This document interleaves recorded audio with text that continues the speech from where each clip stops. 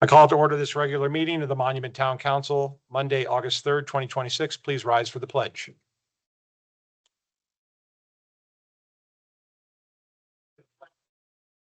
It's America, to the republic for which it stands, one nation, under God, and indivisible, with liberty and justice for all.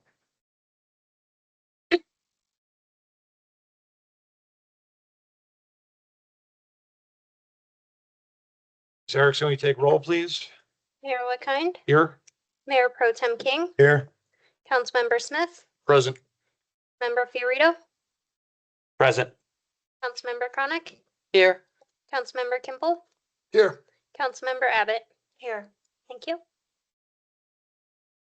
Any disclosures of conflicts of interest? No, Mayor. All right, before us, we have our consent agenda. Any issues with our agenda? If not, we'll look for a motion or modifications to the agenda.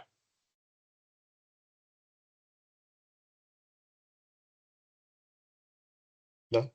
No one's making a motion. I make a motion to approve the consent agenda as presented. Thank you. Motion and a second.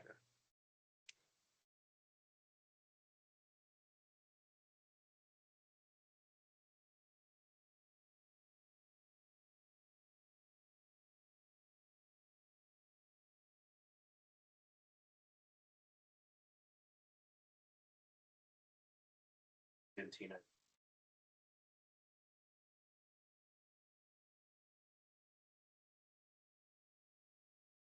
Okay, I'll check that for now.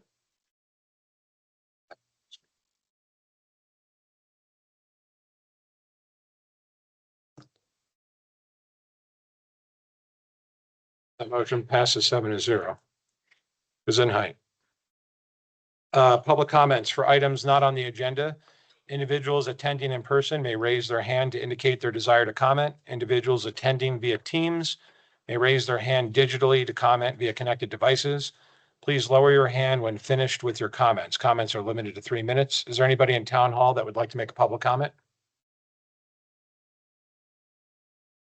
Okay, seeing none. Will, is there anybody online? Okay. Then we will close public comment and move on to presentations. Up first, recognition of Fire Chief Kovac and introduction of Fire Chief Fitzgerald. Madeline?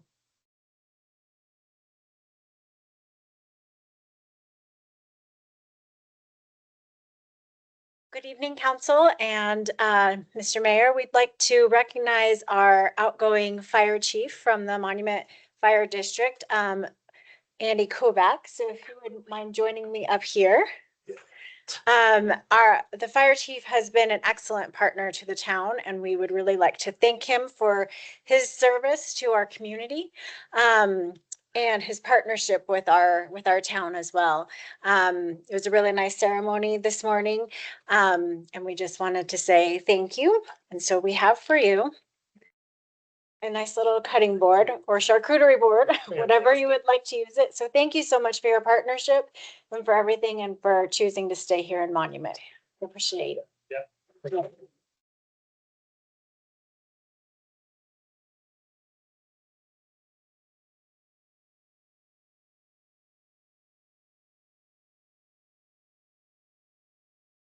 You would like to? Speech. Yeah. So just asking, like, do you want me to say anything? Right? Well, good evening, Mayor, council members, town staff. Thank you so much for the opportunity to come tonight and get to share just kind of some closing thoughts and comments as I depart as the fire district chief. Came here 6 years ago from the Brighton area as the deputy fire chief and spent a large portion of my fire service career in Southern California. Obviously, the first thing, that concerned me coming into the district was the threat of wildfire, having experienced those in California, and of course, seeing the devastation from Waldo Canyon and Black Forest. And so we set forth on a campaign to try to make our community safer from the threat of wildfire. But the past 6 years has been just an absolute blessing. I know, your staff are incredible, but I do want to publicly acknowledge the town manager, Madeline, the police chief, Patrick Reagan. I feel like we have just an outstanding relationship with Madeline, the police chief, Public Works. Obviously, our winter storms can task all of us. And, we've certainly had those challenges, but we've done that collaboratively. And I think that's been a direct result of our success. This year, of course, we partnered with the town to get an emergency manager. Again, something we collectively identified we needed to have, but didn't make sense for one of us to fund a position fully for those responsibilities. And so I'll just say that we continue to find ways to collaborate with the town, and I think it's out. I will just make a plug for August 15th. We're going to host our first Touch a Truck event at the fire district headquarters there on Mitchell Avenue, partnering again with Public Works and PD to just kind of showcase all of our vehicles and apparatus that, we can bring to bear for the community. So in closing, we actually moved into the town about 2 months ago, living in Promontory Point. Happy to be an official member, resident of the town of Monument. We'll be staying here for the foreseeable future, have a daughter working at District 11 as a sign language interpreter. So Councilmember Kimple's 3-4 houses down from me. So we're close neighbors now. And so anyway, I just wanted to conclude by saying thank you so much for all your support over the years for the fire district. And I know Chief Fitzgerald's here tonight. We'll say a few words, and I know he's going to carry on that tradition as well as the new fire chief. I think you're in great hands. So thank you again for allowing me to serve. And it's truly been an honor and a blessing. So thank you very much. Thank you so much.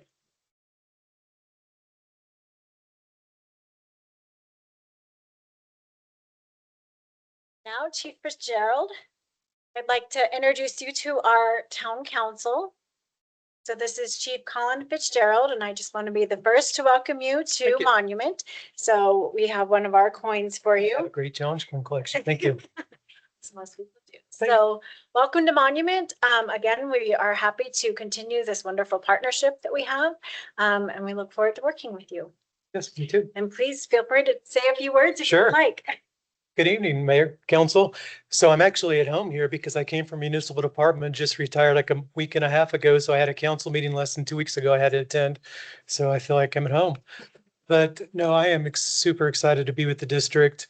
Having talked with Chief Kovacs and other staff, I know what a great relationship already exists between the town and the district. And I look forward to continuing that, getting to know Chief Reagan and Public Works and everybody, and really building on this positive relationship. So I'm very excited and happy to be here. Today was literally the first day, so it's kind of been just jumping in the deep end and meeting hundreds of people and not remembering probably 3/4 of the names, but I'll get there.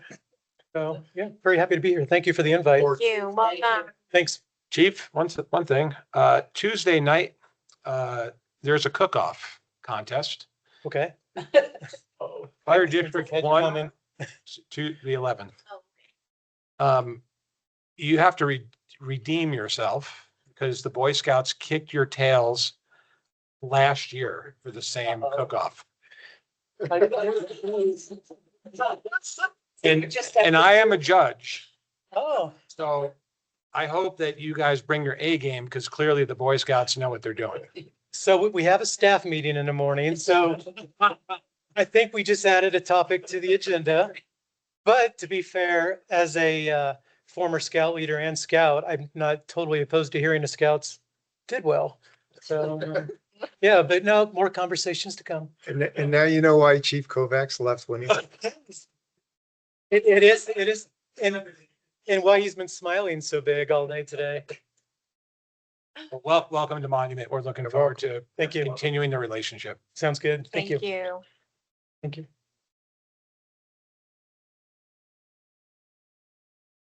All right, next up, we have milestone anniversaries. Madeline's going to take on that one too. well, good evening again. We wanted to recognize another 5-year milestone anniversary. So Officer Paul Nyman, if you wouldn't mind joining me. Officer Nyman is celebrating 5 years of service with the town of Monument. And 5 years of service is not insignificant, as we talked about last time. And what I appreciate most about Officer Nyman is he always has a smile. He's always so friendly, at least when I'm around. I know he's someone, when we do all hands meeting, he's someone I can find in the audience who will be smiling back at me. So I appreciate that about you. And I know that he serves this community with his heart, and he really cares about our community. So thank you so much for your service. And I have something for you. So I have one of our coins for you as well. So congratulations. Let me figure out how to do it the right way. Thank you so much.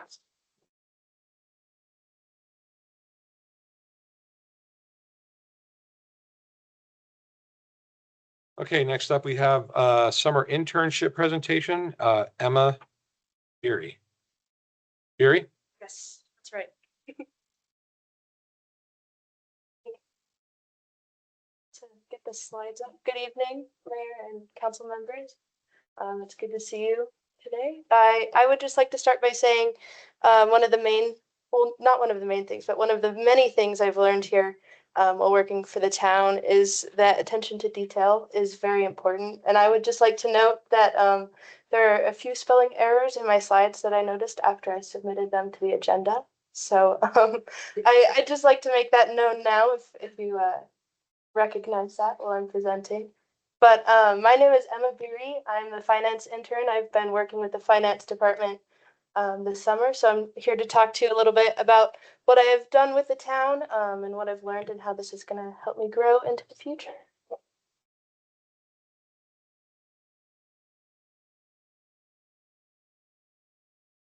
Are you able to go to the next slide? Thank you. So I grew up in Monument. I graduated from Palmer Ridge High School in 2024. While I was at Palmer Ridge, I participated in the robotics program. That's how I connected with our town manager, Madeline Vandenhoek. This past spring, I took the initiative to reach out to her and ask if there are any internships available for the summer. She connected me with our finance director, Jennifer Phillips, and I was able to make that connection and thankfully gain this internship, which I am very grateful for. I am going to Loyola University Chicago for political science. I'm going into my senior year, so I'll be graduating this upcoming May in 2027. And following this internship here, I'm actually going to Washington, D.C. to intern in Congress for the fall semester. So I'm pretty excited about that. I've done a lot of things with the town. Luckily, I've been almost fully integrated into the finance team, which is a lot of fun. They're a great group. I've been able to write grant narratives. I created the capital improvement plan with Steve Murray, where we go over all of the capital projects we will be doing for the next, I believe, 5, 6 years, so through 2031. That will be presented to you in one of these upcoming meetings, as well as the 2027 preliminary budget document. I got that up to national standards, and we should be able to submit that for a national award this upcoming December when we finalize the budget. I also had the opportunity to update the fee schedule document. So if you remember, we did a fee study. I know that was a lot of work. We found the fully burdened cost of everything and accounted for that with our updated fees. So I believe that document is also coming towards you guys in the near future. I also assisted with completing the monthly bank reconciliations. I helped planning with scanning in some of their historical paper documents so we can fully convert to a digital system, make it easier for everybody. And I had the opportunity to work with our GIS wonderful maps person, Connie. Where's Connie? For the 4th of July preparation, I got to shadow her and see the behind the scenes of everything, which is a neat experience. Next slide. And I've learned a lot here at Monument. Honestly, coming into local government, I didn't know much. I knew the surface level of what I learned in my classes at school. I knew they handled the baseline that's about it. That's all I knew. And I've learned that there's a lot more that goes into this process. There's a lot of collaboration, and what we do affects the citizens the most. And I'm not discounting the state government or the federal government, but honestly, the decisions we make here impact people's lives a lot. So I was able to learn that and experience that firsthand, which was a great experience. I also learned how budget and cost allocation plans should be created and implemented. So I learned that we should think proactively rather than reactively. So we have funds when we want to do all of these capital improvement plans, and we don't have to find the funding during the middle of the project. So we can better improve our town. And then I also learned how infrastructure investments and long-term planning shape a community. I think what we put into this work and what we do here is really what forms our community. It's the roads we drive on. It's the people we talk to. So investing in that and planning for the future is how we are able to stay a town and keep it sustainable and grow, which is very important. And then I also learned the role of taxes in local government. So I think going into this, many people hate taxes. They think, dang it, I have to pay the government so much money and I don't want to pay them. And it comes out of my paycheck and sales tax, everything. But I've learned that there's a lot of stuff. The majority of things we do here is funded by taxes, which is really important. It's invaluable to learn the importance of our entire government structure and how that all works together. And then finally, I learned the value of collaboration. What we do here cannot be done by a single person. There's the planning department and the finance department, the police department, and the council members and the mayor. All of those people need to work together to get anything passed and get anything working. So I think that's one of the most important things I've learned here is just how to work together with everyone. And then next slide. All right, and then finally, I'd like to thank the council and thank our town manager, Madeline, and our finance director, Jennifer, and our entire finance department, and everyone who's mentored me and taught me what I've learned throughout this summer. It's been an invaluable experience, and I think it'll be great for the future and for my career. So thank you. Now I'd like to open it up to any questions. Is there anything I can answer for you guys? Council? Sure. What are one or two things that you learned? Because you mentioned specifically, we'll call it education covers the surface level of local government. What is one or two things that you'll take back to university as well as your time in your future time in Congress about local governments? That's a great question. I think I learned how a local government operates in general. Going in, I didn't understand how the council functioned. I didn't know that all of the directors approved all of the things, and then the council approved everything, and then the mayor signed off on it. So I think just the chain of command was really helpful. And then I also had a great experience learning about the budgeting process and how much commitment goes into planning for long-term sustainable future for a local town and how much they actually are involved in the day-to-day lives of everyone. So, yeah. Other questions? All right. Thank you very much. It's been, I know you've been attending the CSLAC meetings too, so, which is another volunteer position that you stepped up for. So, it's been great getting to know you and thank you for picking us as being an intern, and hopefully you take some good stuff back with you. Yes, thank you very much. Have a wonderful night. Did you tell your parents that it wasn't all that bad? I did, yes. I am leaning towards local government now. Before this, I was thinking about the federal government. Well, thank you for participating, and I know that we heard great things about you from staff, so. Thank you very We much. appreciate you. Good luck to you. Thanks, Emma. Thank you. Come back. Okay, next up, we have our ordinances. These are public hearings. First one up is ordinance 19/2026, an ordinance submitting to the eligible electors voting in the town's regular election to be held November 3rd, 2026, a ballot issue increasing the use tax rate and contingent upon elector approval, amending the Monument Municipal Code to provide for the same. Town Attorney. On you. So we've provided you with a proposed ordinance and some draft ballot language for your consideration. I think that it would be beneficial for council to begin discussion on the ballot language. It does not need to be finally approved until later this month. But given the importance of the ballot language itself, this is something council should begin considering. Okay. I know we're going to have discussions about it, but it is a public hearing item, correct? Yes. With the council's permission, before we get to this, would you like to go to the public hearing first, or would you like to start discussing? No, let's go to the public. Sure. like that idea. Okay, so this is a public hearing item. So the first thing I'd like to do is bring the public up to speak for or against this ordinance, which is has inclusion of ballot language for this November's election. Is there anybody here in the audience that would like to speak for or against this item? Okay, seeing none. Will, is there anybody online? I see no hands raised, Mayor. Okay, then we'll bring it back to the council, closing out the public hearing for discussion regarding the ballot language and the ordinance. All right, I'm happy to start.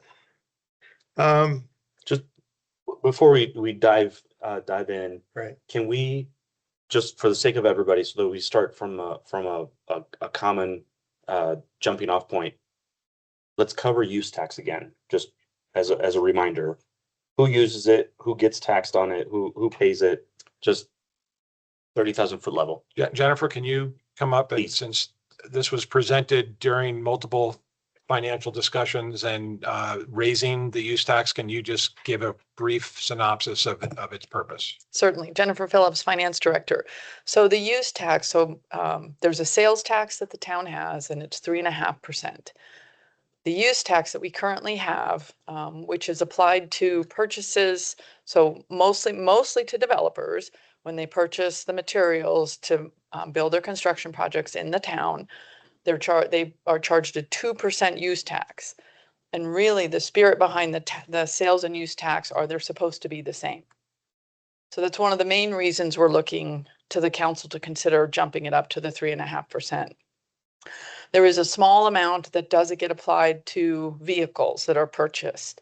So the residents who live in Monument currently pay a 2% use tax on certain purchases of vehicles in the town. And so this would also apply to that. But the vast majority of this tax would be applied to developers for the products, materials that they're purchasing to build in Monument. Can you clarify the vehicle part? Because for some reason I go through a lot of vehicles, and the tax is, you're saying that when the address is registered in the car dealership and it sees Monument, the tax is actually lower than the sales tax There's a use tax. on top of the sales tax? I think it depends on the purchase, doesn't it? In place of. So it depends. So if you're purchasing the vehicle through a normal purchasing process, you pay a sales tax. But if there's other, like if you're leasing it or you're purchasing it out of state and bringing it in, you pay a use tax. So it depends on how you're purchasing that vehicle. And so if you're purchasing it, you live here and you bought it, you're paying 3.5% sales tax. Through other means of purchasing that vehicle, you're only paying 2%. Thank you. So I dug into that because the putting the vehicles in here kind of threw me a little bit for a loop because we hadn't discussed that. So I did dig into that a little bit. And the first thought that came to my mind was, why would there even be both? Because sales tax would be collected either from the dealership that it was purchased from, Correct. or if it was a private individual, they go to the county clerk and register it, Correct. and then they would pull out the sales tax. Is that correct? I don't know how the process works. And since we're self-collect, that, I don't know if that throws another wrench into that scenario. I do know that Colorado Springs has both. But for me, personally, I'd like to just remove cars from this altogether for a couple of reasons. One is we didn't talk about it. I'm not really all that sure I understand how it works, because I know that sales tax would be collected and remitted to the town either through self-collection or otherwise. Mhm. And I don't understand the use tax on car scenario well enough. Plus, we did a survey on this to determine, whether the public would be in support of it. And that piece was missing. So the survey would be not valid in my, Well, the survey would still be valid, right? It's just a survey. It's just asking residents how they feel about something. And so by leaving a small part out, I don't believe that it invalidates the survey by any means. You could exempt something out of the use tax, makes it very challenging. You could later, you could remove it. Later, you could exempt something if you chose to, but we would recommend that if you were to move forward with this, you would make it applicable to all things where a use tax is applicable. And then the council could make a decision to have an exemption if you so choose. well, when I read this and I know what the intention was, I had no idea what it meant. Well, that's not. I understand, but part of it, the biggest part of it was the whole vehicle part of it. Because the that word consumption is odd, but there's a lot of odd phrases in there. And I know you didn't write it, I get it. But we have to look at the likelihood of something like this passing if we want to put it on the ballot. And for me, I believe, because I came from this industry, so I understand the use tax on construction materials and all that. And correct me if I'm wrong, but when we used to pull permits to do this stuff, we would pay the use tax based on an estimate. correct, And that would be in lieu of sales tax. correct.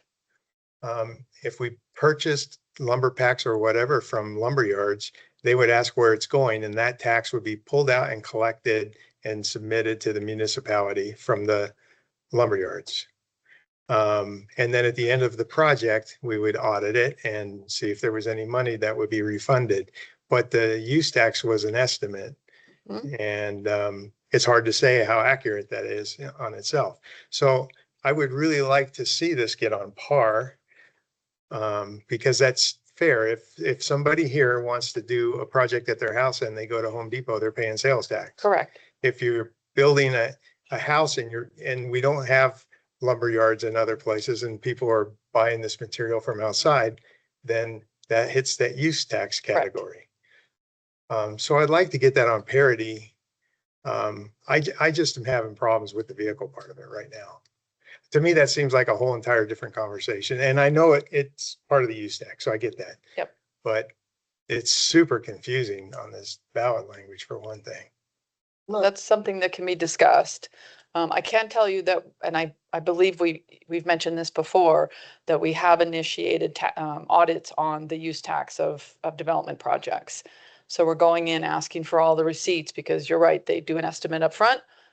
And so we're going in, Lori just did 4 and we collected $75,000 in additional use tax. So, yep, she's doing a fantastic job doing that. One of the things about the vehicle tax is if you buy a vehicle from out of state, I mean, some states have an agreement with the state of Colorado where they'll collect the tax. Others will not. And then when you go to DMV, they're going to ask for the itemized sales receipt, and then they're going to look and they're going to, they're going to calculate how much Colorado state tax and then El Paso County on according to your zip code. So, I mean, that's done. I've had to go through that multiple times. I have a distinct problem with ballot wording. I know, I get that. All right, so thank you for the explanation on the use tax. We will let her, we don't want her being throwing darts One at her. question for No. Jennifer. We don't Jennifer, throw before you darts, go, before you go. Do we know the potential revenue increase with including the vehicle use tax? I want to say 1.2 million. It's 2 2.7. something on here, yeah. No, that's the use tax. Use I'm tax. talking about the vehicle specifically. Oh, we could, That's what I'm afraid of, because we don't know, right? The vehicle we part can is calculate. probably pretty minor, I would Yeah. it's guess. very minor, but we can calculate. I can let you know. Okay. Before this item's done, we can go through and, can't we? Yeah.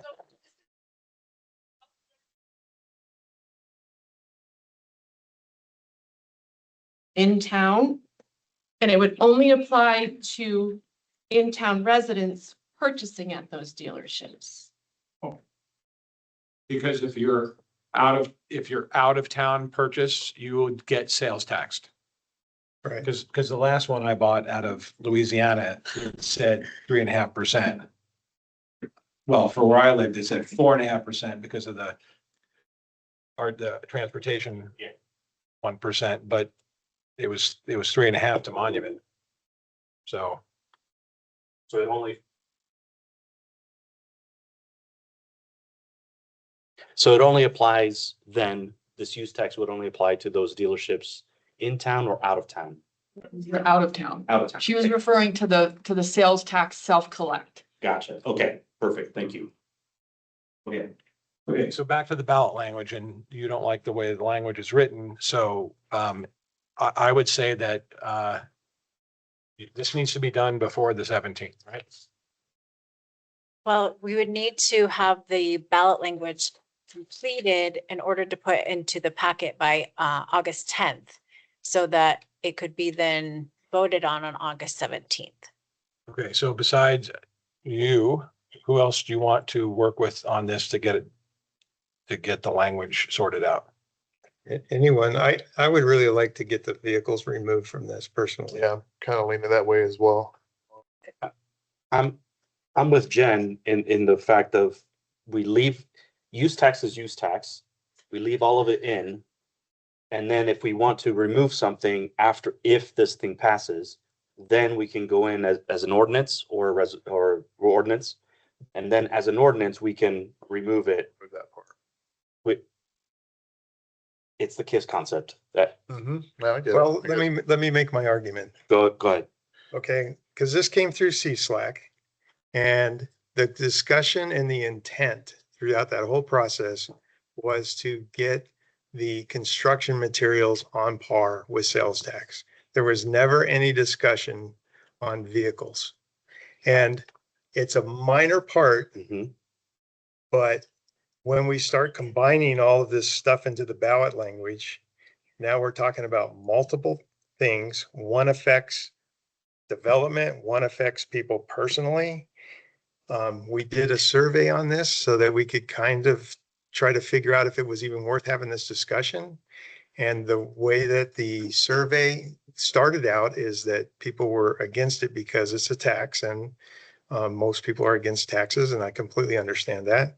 And as it was explained throughout that survey, that got flipped into where people were okay with this because they want development to pay its way. And that's been the whole discussion the whole time. And now we're throwing another element into it. And I personally am not on board with that.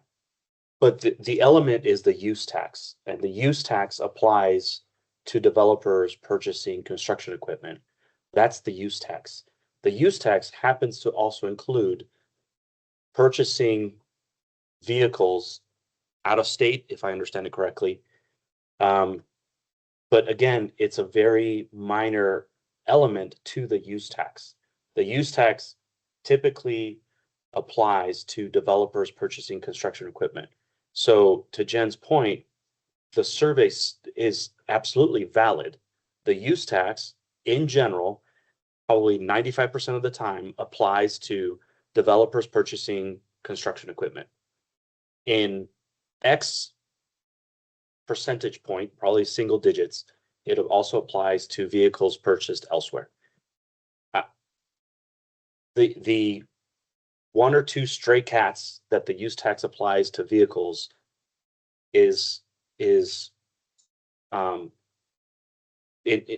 minor from a standpoint of impact, but it's major from a standpoint of staff having to figure out, as opposed to hopefully we put in ballot language for a use tax increase. Hopefully it passes. And then if need be, after we have actual data, hard data points, the staff can come back to us and say, you know what? We had 6,900 vehicles purchased and use tax was applied. We think we need an ordinance to exempt vehicles. Or maybe they come back and say 2 vehicles were purchased in the last year, an ordinance doesn't apply. But you have to get that passed is the key. And you're going to have people reading this one paragraph that says what this is for without really fully understanding. And we're putting in 2 items now. We're putting in cars and construction material. And I just think it's going to be really hard to try to get that through to be understandable with the public. That's the concern that I have with this for a super minor little piece of our budget that doesn't really affect anything. And if the survey didn't mention vehicles, this appears to be a bait and switch. Well, could be, yeah. So what's the game plan from staff to do outreach and education between now and November? We'll have to get some guidance from our attorney, but we can do education, and that's all we can do. So we can talk about it at our town hall meeting that we're going to have in September or October. We already have a website built for this. We've already been doing some social media posts as to try to educate the public as to what taxes in general are. And then we have a special section on use tax in particular. We're happy to come talk with groups. So there's a few options that we have. We could, just to clarify the deadline too, we could also have a special meeting if we needed to, in order to have more time to work through this ballot language, the specific language. Okay, so I think maybe you and one person who is opposite in thought There's the process. 2 opposites down here. So what do you guys want to? Why don't you and one other person work to shore up the language, get it to the attorneys? What? Well, I will tell you, we're very limited on what we can change. There are things at the beginning of the ballot Right. question and the end that are absolutely required. There's some stuff we can discuss kind of in the middle that we can work on.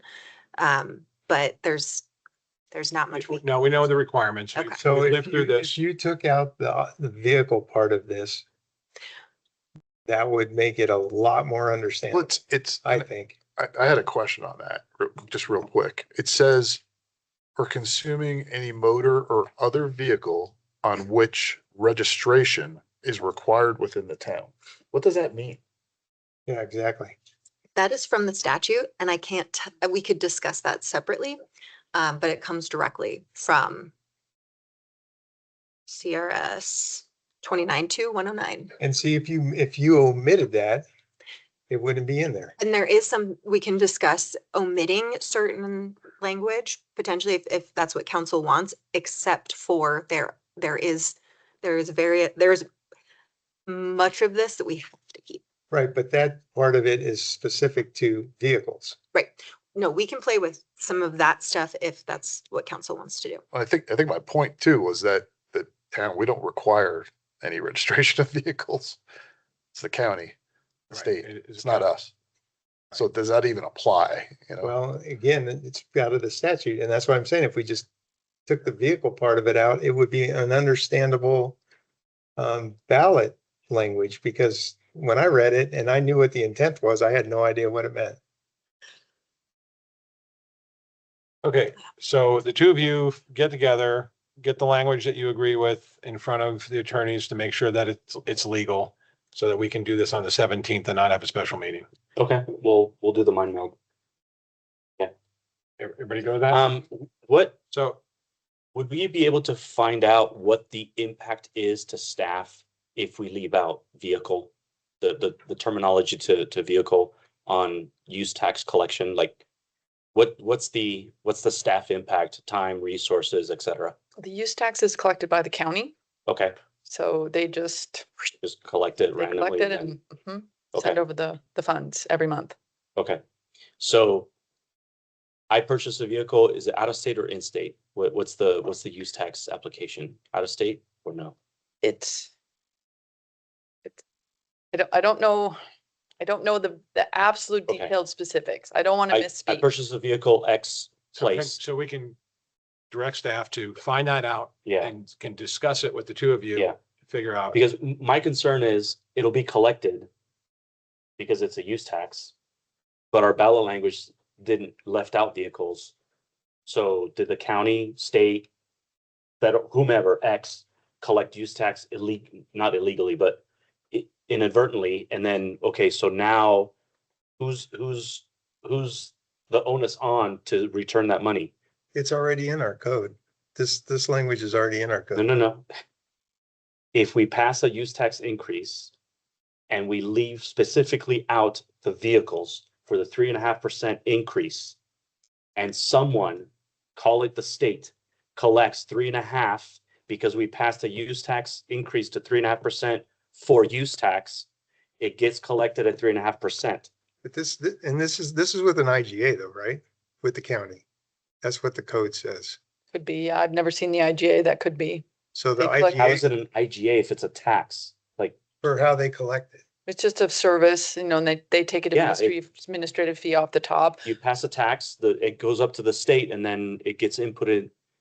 I've never seen an IG. How is it an IGA? It's an IGA with the county clerk for collecting the use tax. That's on where it's vehicles. registered. That's what our municipal code requires. So Okay. this was done, what did you say, 1982 or something? 1982. So it's been around for a long time. So, but that IGA is going to spell what they're collecting. Right, so we would have to do some sort of amendment if that's, right, we would be responsible for informing them. We would be responsible for updating all the information on the different websites where the taxes are posted on various places. Right, so if you Google taxes, Okay. so we'd have to make sure all of that's So we're accurate. gonna tell the county, collect use tax except for vehicles and monument. Correct. And they're gonna say, fantastic, we collect use tax regardless. You can figure out whether it was a vehicle or not. No, I They mean, we just would know collect where it they comes just collect the from. cars. Okay. The cars. Okay. They're, I don't. Sorry, I I'm don't- not so keen on how well state and federal government works, having worked in federal government for the last 30 years, but I hear you. go ahead. That's why we're in local government. Yeah, exactly. Which is why I left it out, but go ahead. Because the county collects this is why I'm so, I guess, ignorant.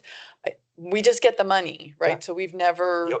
we That's don't- my concern, We right? don't look into it, right? Yes. So we obviously need to do more homework to be able to provide the Okay. information to the council. I had made the assumption that it would go up, right? So that it would, every use tax, right? It's the use tax that comes from the vehicles goes to our general fund. So it's important revenue for us as we continue to struggle. And we currently bring in about $700,000 a year from this. But a portion of that, anybody who lives in Triview, 50% goes to Triview. So just to be clear, the county doesn't collect the use tax for the construction materials. No, they do not. That's collected here when they do the permits. That's correct. It's only the vehicle. That's what we were discussing, was just the vehicle registration. So sales and use tax comes from the county. That's what we have agreed with them. Correct. The use tax is paid during the permit process. When they apply for the permit, they do that estimate, Yeah. right, that the Mayor Pro Tem was talking about. And then we go back now and audit that to make sure that they're paying the appropriate amount. And just to clarify, right now it's at 2%. Use tax across the board is 2%. Correct. So if we go with this ballot and if it passes, then vehicle use tax would remain at 2%. If we go with exempting vehicles. Correct. And use tax for construction would go up to 3.5%, Yes, anything where we apply a use Yes. tax would go to the 3.5, except for, except for if If you we- wanted to if we remove the exempt, the okay. vehicle, correct? all right, thank you. Okay, so you guys can get together, hammer this out. And so I'll look for a motion to continue this to August 17th. I will make a motion to continue ordinance number 19-2026. An ordinance submitting to the eligible electors voting in the town's regular election to be held November 3rd, 2026, a ballot issue increasing the use tax rate and contingent upon elector approval, amending the Monument Municipal Code to provide for the same to the August 17th regular town council meeting. We have a motion and a second.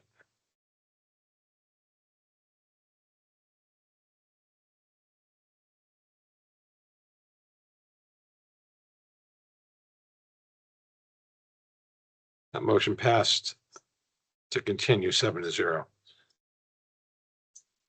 All right, next up, we have ordinance 15-2026. I've been told, we've had agreement to continue this ordinance, then ordinance 16-2026. Correct, Mr. Ungelleider? The next two are. That's correct. Okay. Just want to confirm that we will open the public hearing at the continued meeting. We don't have to open it today. Correct. Okay, so I will look for a motion to continue 15-2026. I will make a motion to continue ordinance number 15-2026, continued from July 6th, an ordinance granting approval of the Falcon Commerce Center Phase 2 preliminary PUD major amendment located in the south 43 acres of Falcon Commerce Center, known as Area D, to the August 17th regular town council meeting. We have a motion and a second.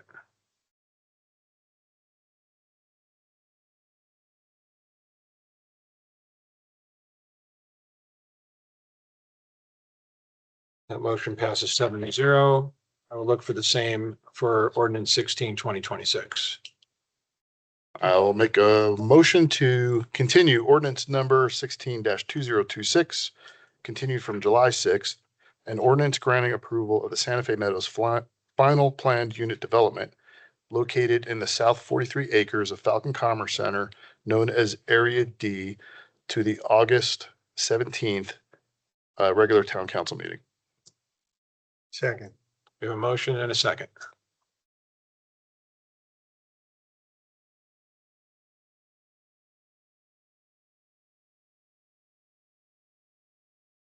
That motion passes 7-0. Next up, ordinance 21-2026, an ordinance granting approval on a final PUD plan for Carl Malone Power Sports located on lots 8 and 9 in Terrazzo Baja Commercial Development. Ms. Gorney. Good evening. Thank you, Mr. Mayor, Council.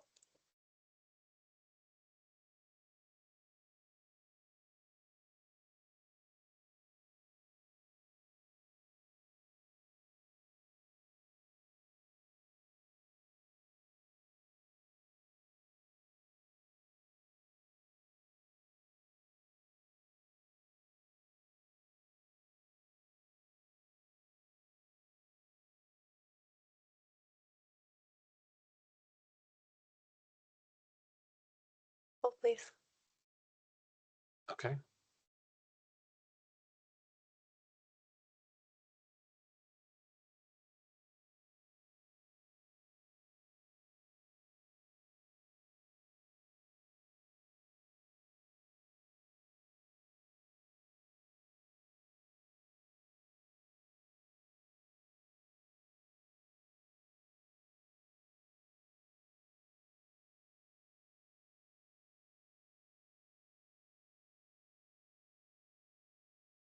As mentioned, of course, my name's Jenna Gorney. I'm the senior planner in our planning department. And this evening, we're considering the final PUD plan for the Carl Malone Power Sports. The property is located at 15871 Terrazzo Drive, and our applicant this evening is Mr. Cal Johnson of Legend Engineering. So the Carl Malone Power Sports is best characterized as a vehicle sales and service commercial use. It's focused on recreational vehicle equipment and combines a showroom, auto repair, and limited outdoor display. Of course, as always, pursuant to Land Development Code Section 1801260D, the required public notices did take place. Just to provide a little bit of context of the area, the surrounding zonings include to the north, vacant property also within the Terrazzo Baja commercial development. To the south, Lot 9 immediately, that is somewhat part of this development, is currently and still will remain vacant. It's also within the Terrazzo Baja commercial development. Further south of that Lot 9 is property zoned planned industrial development. Of course, to the east, we have the I-25 corridor and a property of CDOTs there. And to the west, we have our Triview Administrative Building. You can see there from our map, our comprehensive plan shows that a majority of the property is zoned to business campus with a slim buffer of parks, trails, and open space that fronts the I-25 corridor. So ultimately, a vehicle sales, rental service, and heavy repair facility is generally consistent with the intent of the business campus designation, which would accommodate more intensive commercial uses such as manufacturing, fabrication when completely enclosed in a structure or screened from view.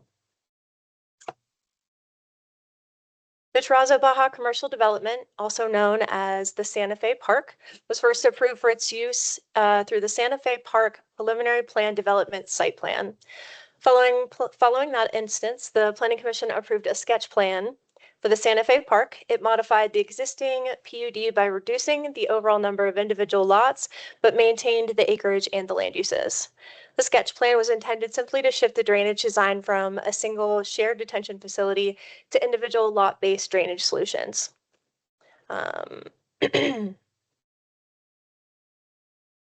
The Carl Malone final PUD proposes development mostly on Lot 8 within the Terrazzo Baja commercial development, but also includes a shared 30-foot access between its lot 8, and then also Lot 9. So 10 feet of that shared access would be on Lot 8, and the additional 20 would be developed on Lot 9. Both of these lots are under the same ownership. While Terrazzo Drive currently does end in a cul-de-sac, cul-de-sac to the south of this proposed development, the Terrazzo Drive will be extended as part of the build-out of the approved Terrazzo Baja commercial development civil plans. This work is intended to be completed before the development of Carl Malone.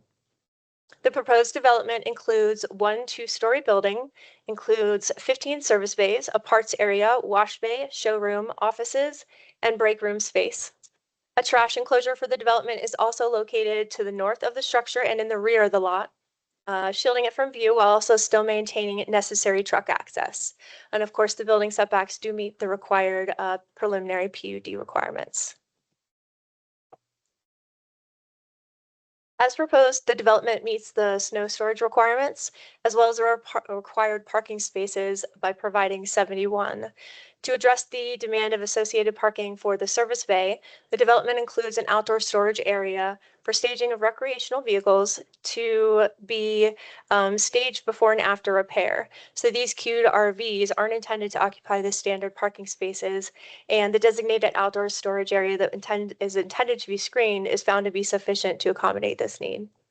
As mentioned, the storage area will be screened and it would be secured by a rolled gate.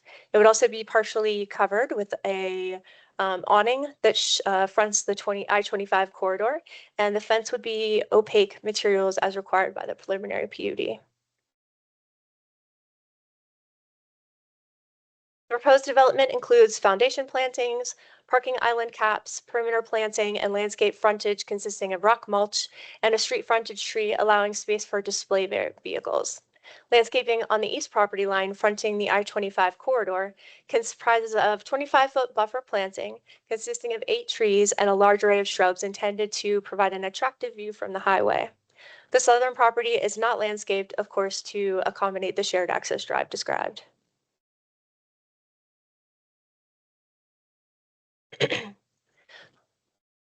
Building materials include a large mix varied between wood and cement board siding, stucco, brick block in several colors, wood timber beams, and metal panel roof accents. All colors used in the design are natural and do not include any white. The applicant proposes a sign plan. Here we are. A sign plan that includes a single monument sign located at the primary entrance, supplemented by wall-mounted signage throughout the building. The proposed monument sign measures 80 square feet, complies with the requirement of section 1806-310 of the Land Development Code, and is appropriately positioned outside of the required clear sight triangle.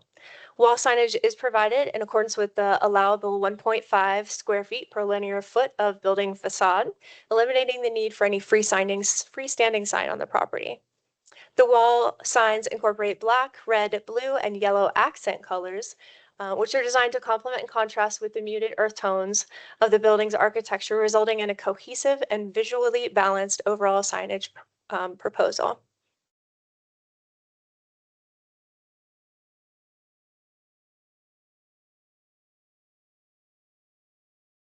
The architecture for the development is well above standard requirements. The design proposes equivalent architectural treatments on all 4 elevations, including an attractive mix of varied roof lines, pitches, and horizontal articulations, including the elevation as seen from the highway.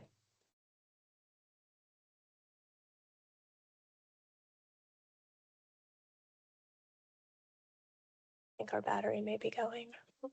This slide just shows an additional perspective view, of course, that I wanted to include.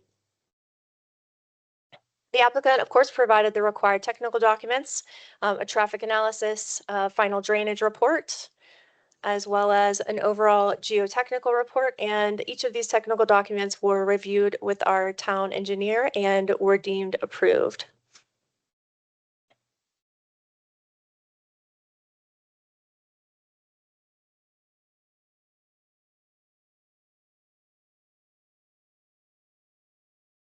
On July 8th, 2026, the Planning Commission did hold their public hearing on this item and voted 6-0 to forward a recommendation of approval. Some of the discussion just centered around, of course, as you can see, the architectural design. There was a question or two simply about the branding and the color included there on the accents, specifically the red. Building materials was discussion there, outdoor storage, the screening and security. Visibility from I-25, and there was some gratitude expressed for the enhanced architecture there. Overall, the Planning Commission made its recommendation based on the application meeting the associated criteria for review. In consideration for the application, of course, council is always presented with 4 options related to the application, and those could include approving the application as presented, approving the application with conditions that you would choose. You could remand the application back to Planning Commission for additional consideration, or you could outright deny the application. This does conclude my presentation. As always, we end with some suggested language for a motion if you like. I'm available for any questions. Okay. First off, I'd like to say thank you to all the work that you and the rest of the planning department put into taking course corrections on the aesthetics of the building. Outstanding. I appreciate you saying that. I think it all is in the hands of our applicant. When you have a willing applicant, that's an easy job to have. Right. Yeah, Council, questions for staff? Their applicants on here, are they? they are. Okay, perfect. Okay.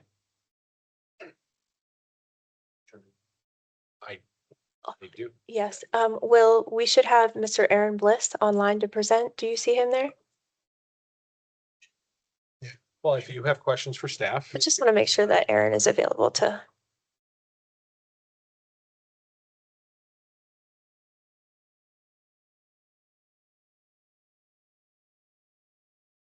You can ask questions. I just wanted to make sure we were queued up and ready to go for anyone online who is going to present. Sure. I'll go ahead if you got stuff. No, I just want to reiterate what the mayor said, especially slide 12. I can't stop staring at this thing. I absolutely love it. And you can tell right off the bat that there was thought and a real thought put into, especially based on our comments. I absolutely love this building, and especially and I'm calling it Ferrari red. Go with it. But I like the Ferrari red highlights. That it really, it's top notch. I love it. I think what was kind of fun with this applicant is that they were working behind the scenes as you all were having joint workshops with the planning commission on your design guidelines. And I was kind of letting them know as they were moving along desires and interests of both of those groups. And each time I would come back to the applicant that said, okay, we'll change it. So it was great. Yeah, the building design is way above what I expected based on what we started with. So Yeah, I really appreciate the fact that I think one of my last requests was, you know, the architecture was great, but that last side that faces our highway corridor, it just lacked a little bit. And that was something that matters, I think, to me a little bit. You know, those passing by monument, it should be just as attractive, our community, to those passing by. So I made that mention and they were happy to make those changes as well. great. I do have a couple technical questions. Yes, please. One is regarding the lighting. So is the lighting on, how close to dark sky is this lighting? It would currently meet our code. I know those are 90-degree downlit, fully shielded fixtures, so I would assume it meets that. Of course, well, it would meet that because that's the code requirements. The lumens have to stop at the property line, and so that's also included. There is a minimum lightage requirement at various spots on the property, entranceways and such like that. But I would say that it would meet dark skies being fully shielded with those types of fixtures. Can I do just a quick follow-up to his question? I have one too. So what's the intention for lighting after closing? Oh, I think that's a great comment for our applicant. Might be perfect, hitting thank that you. better. No, I was going along the same lines about having the signs on the exterior part of the building are they gonna be lit 24/7 or are they gonna be dimmed after hours? And then the other one I have is on detention, because this is a little unusual for me, approving a final PUD on a vacant lot, which would be lot 9, I guess, right? So, but in this particular subdivision, each lot is now responsible for its own detention, correct? Yes, that's what I understand. And then I know that there is some kind of a community detention pond on the south end, it seems like. Anyway, I guess that's probably for roads. I don't know, but so when lot 9 comes back, and I'm assuming that we're gonna need to do another final PUD on that, even though we're doing a final PUD on both. I can ease your concerns there if Yeah, you it's- like. It's just a little unusual for me personally. The question is, why is it remaining vacant and going final? Sure, I can Well, address that is for a you. question, but the first question would be on the detention, so that they're gonna have to have a separate detention facility. for lot They 9. will, yes. The separate lot, the lot 9 to the south that is remaining vacant, less the 20-foot shared access portion. Okay, and then you can answer his question. As far as the PUD, including that shared access, I think there's a couple helpful stopgaps for the way you're approving this. If you are reading the ordinance language itself, you'll see in there that you're approving the plans as presented. And so we have the shared access included in the PUD plans, as well as included in the ordinance itself by date. So you couldn't develop anything additional on lot 9 without coming forward with a full PUD plan, because they are being approved today based on what's presented and by date of that plan. So no changes could be made there. We could just add that as a condition anyway, correct? I'm sure you certainly can. Yeah. I think it's the secret off-road track. If it's a secret off-road track, it's done now, but. Well, I would say, Hang on a second. I would say certainly the shared access would be staying in the theme and spirit of your new road design standards. That shared access eliminates an additional access point on Terrazzo Drive, which is optimal. And they are under same It ownership. is a dead end right now. Is that road being constructed right? It is. It's intended to be completed before Carl Malone gets started. Yeah. Is it completed? Okay. Okay, I knew it was, My being point worked. was this track was going to be for the X-Max and Zuma line of scooters, not necessarily some of the other more powerful motorsports that they're. But we can put that into the motion, right? Right. Okay, all right. Condition. Off-road. All right. Shall we let the applicant? He needed to speak. Sure, I'm done with questions. Any other questions? Then we'll move on to the applicant's presentation. David? Huh? All right. We'll start down there next time. All right. Good evening, Mayor and Council. My name is David Hicks. I represent the Carl Malone Group. First of all, I would like to share your compliments about staff. I was thinking that before you said it, so you stole my thunder a little bit. But 2.5-ish, maybe close to 3 years ago, we purchased a piece of property, and we walked in that front office with my boss, Carl Malone, and we're excited about building a store here in Monument, Colorado. And since that time, I think staff between Jenna and Dan and Ray have probably fielded 537 calls from myself and our architect and our engineer. And so to get to this point, we're excited to be here tonight. What I'd like to do is just kind of maybe give you a little bit of maybe a 30,000-foot view of kind of where we've come from. So in our world of dealerships, Monument has been very highly contested for probably about the last 4 or 5 years. In the dealership world, you can't just open up a dealership. They call it an open point.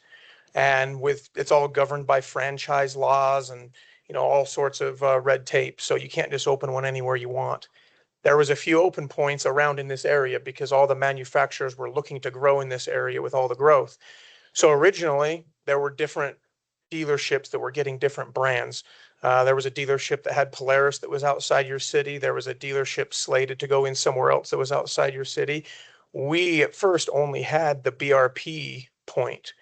Well, over the last 2.5 years, we've been able to compile all the brands to be in one location, which obviously would be in the city of Monument. And that's big for us. Also a part of it that I'll note is, and you'll see, I think you probably saw it on some of the renderings, but I could speak a little bit more to it. So in the Honda side of things, Honda has what they call a powerhouse dealership, which is a flagship franchise for them. There's 58 of them in the entire United States. There's only one in the entire state of Colorado right now. This will be number 2. So that's a big deal for us in our business to be able to be a Honda powerhouse. They came to us and said, hey, if you split the showroom and make part of the dealership Honda only, you can have all the other brands on the other side, but if you make part of it Honda only, we will let you be a powerhouse. And that's kind of what that's about in our plans, why the showroom is split and why the one side has the Ferrari red, as you call it. And it looks the way that it looks. So we're excited to be able to put all those brands together in one place. Giving you a little bit about our company, we currently have 15 dealerships, half power sports, half auto dealerships in the United States. This will be number 16, and then we actually have one in Colorado Springs that'll be open next month. That's number 17. So I guess maybe that one will be 16 and this one will be 17. And I can tell you how excited Carl is to do business here and to expand into the Front Range. So with that, I'm happy to take any questions. I'm very excited that you like the design. We started with an all metal building. We listened to some council meetings that had some highly spirited discussions over metal buildings. I don't think I slept much that night after listening to that meeting. But we kind of went all the way back to the drawing board and pretty much started from scratch after hearing that meeting. I think it was for a car dealership that was proposed. And so we went back to scratch and started over. And then what you see today is what we have come up with. So I'm pleased to hear that you like the design or some of the comments we've heard so far.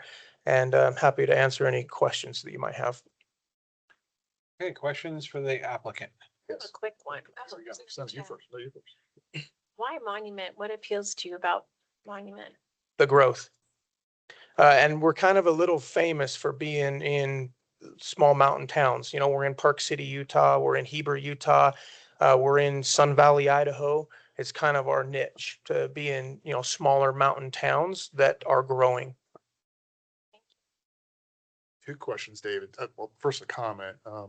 Just want to echo what other council members have said and staff has mentioned as well.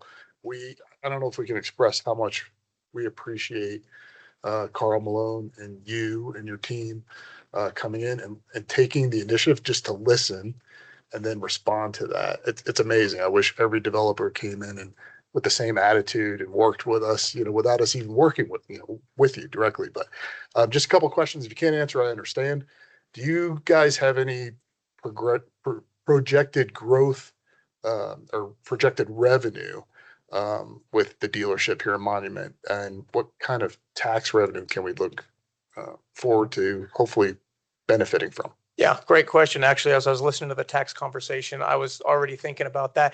But we anticipate this dealership being somewhere in the 25 to $35 million revenue annually. I don't know exactly what the tax rates here. Obviously, I heard some of the conversation previously, but that should be somewhere around total dealership revenue right out of the gate. Awesome, fantastic. The other question I had was with regard to Lot 9. Is it Carl Malone's intent to eventually put an automobile dealership there? We would love it. Okay. Absolutely. I mean, once again, franchising with dealership world is not easy. So, if there was a manufacturer that was willing, then absolutely we would love to do that. And truthfully, that's the intent, is that if we were able to ever expand, or if we had the opportunity, that we would have the means to do so and already have a piece of property. They recently, which is unheard of, they recently awarded a Toyota dealership in Castle Rock, which is a big deal. It's under construction right now. But we would love for something like that to happen, rather it's in one of our other auto brands we already represent, or a new one that we don't represent. But we'd be ready to rock if the opportunity came about. Awesome. Thank you so much. One more question. What are the hours of operation going to be for the main store? We're open 9 to 7 in the summertime, and we're open 9 to 6 in the winter. So we knock an hour off in the wintertime when it gets dark early, when people want to go home and not be cold. Understand, especially Monument. Yeah. Thank you so much, Dave. Yes, thank you for your questions. Other comments from council? Questions? About the lights at night? Oh, yeah. Go ahead. Yeah, so in terms of lighting, when we were talking about, so let's say summer, 7 o'clock shuts down, how, in terms of signage lighting, and even parking lot, how much of that will stay on through the night?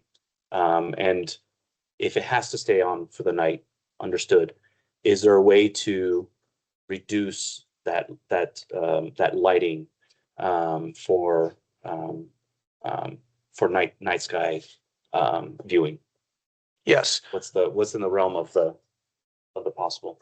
Yeah, first I'll speak to the parking lot. So what we do is there's dimmers that are on photometric cells.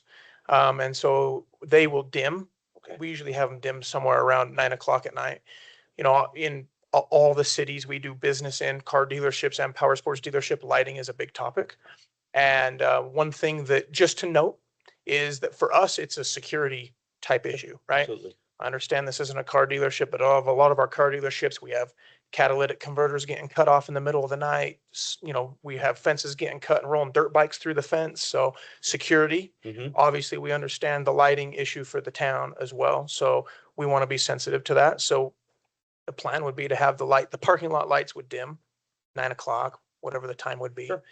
As far as the signage on the building goes, there was actually some extensive conversation around this topic with Jenna. And really at the end of it, saving you all the labor pains on that one, is that the lighting from the backlit signs or internal lit signs is basically non-measurable. So we contacted the sign manufacturer and said, hey, can you provide us any lumen data from an internally lit sign? And they said, it's non-measurable as far as photometric data. Okay. But we would anticipate on leaving those signs on, yes. Obviously that's the allure of being on the freeway and having your brands visible. And I think also that's a lot of the allure from our manufacturers that said, okay, we'll give you our product, is because we're right on the freeway location and being seen. Yeah. Okay. Thank you. Yes, thank you. So regarding the signs, had you watched the meetings on steel buildings, you might have watched some of them on pylons. Sure did.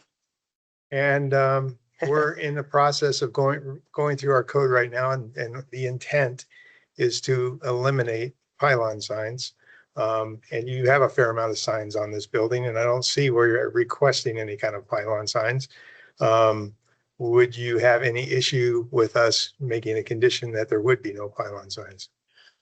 Well, so originally we had a nice 30-foot pylon sign on our plan that we You got the DVD. we immediately took off after that metal building meeting, let's call it.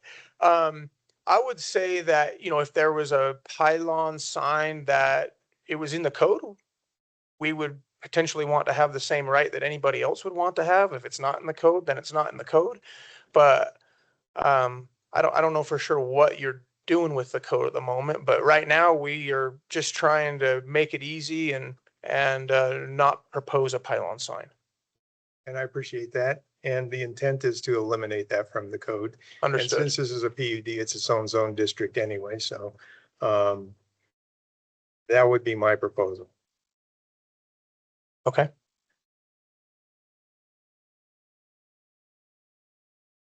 That's all I got. You're up. There's no other pylon signs down there. You make them smaller pylons? Here's monument sign. Oh, the monument signs, right, as opposed to the 30-footer. Right. Okay. Well, I don't, Well, to his point though, if we had pylon signs along I-25, is that the same as like Quick Trip and all the others? Or if they can piggyback Quick off, Trip doesn't have, well, they have, they're piggybacked on Yeah, that one. they right? but if they can piggyback off of a pylon sign, There are no other there's signs. none. they would be the first and someone else would want to piggyback off of them. Yeah. The code is with regarding these PUDs that there would be one in the whole entire PUD. But right now, on the north side, let's call it, there is no pylon sign, right? To advertise the commercial real estate that's going into to the north of, let's call it Valero, right? So I think that's something we may want to take a look at for advertising. Obviously, we want the sales tax, so we want to attract people. Is that I think that might be. But there is a fair amount of signs on this building already that are gonna be lit all night Yeah, on but I-25. when I'm driving on I-25, I'm not looking at I'm not supposed to be looking at the buildings. I'm supposed to be looking at the roads. The police chief is paying attention. So the pylon signs help attract attention of the drivers without taking their full view off of the road. So I'm wondering for the town's benefit, for later discussion, we may want to look at maybe this, having a discussion of a potential pylon sign for the north commercial entities that currently don't have a pylon sign. How many Just lots read her are mind. over there? So, Potentially, how many PUDs would we see heading north of Valero. four. There's not there, I mean, The so problem what, would be is you'd have 4 potential pylon signs. well, no, there's no pylon signs right now. Let No. me help out, here. Yeah, let me help here. So these are all PUDs. They're all gonna be coming in front of you. We purposely made sure that their sign program was built into their PUD. Okay. If they were to come back in and say, we would like, we're not doing pylon signs, a very tall monument sign, then we would be bringing that back before you as part of a plan. If it, hopefully it'd be sharing with the dealership, on an adjoining dealership. Hopefully it could be, something else, coordinated another way, but I'm enjoying the conversation because we're going to bring that into the code itself. To make sure that we don't have a PUD to sit back on, we can actually use the code. But I can assure you that if they were to come back in Okay. with something other than what's in the PUD, we would be coming back in front of you to seek an amendment to the PUD. Okay. Okay, you're welcome. Okay. Any other questions or comments for the applicant or staff? No, I'd just like to say thank you for the time that you put into this and the revision of the product. And it gives credit to the mailman and his team for paying attention and. Oh my God, whatever. Wow. You have to sit He back. did. Not a fit in. He was an outstanding player. He was. So thanks. You're not getting a gold wing. I'm You're a truck guy with a plow on it. Kind of guy. also a booster. You can get out. Hi. Can I have boosters for everybody?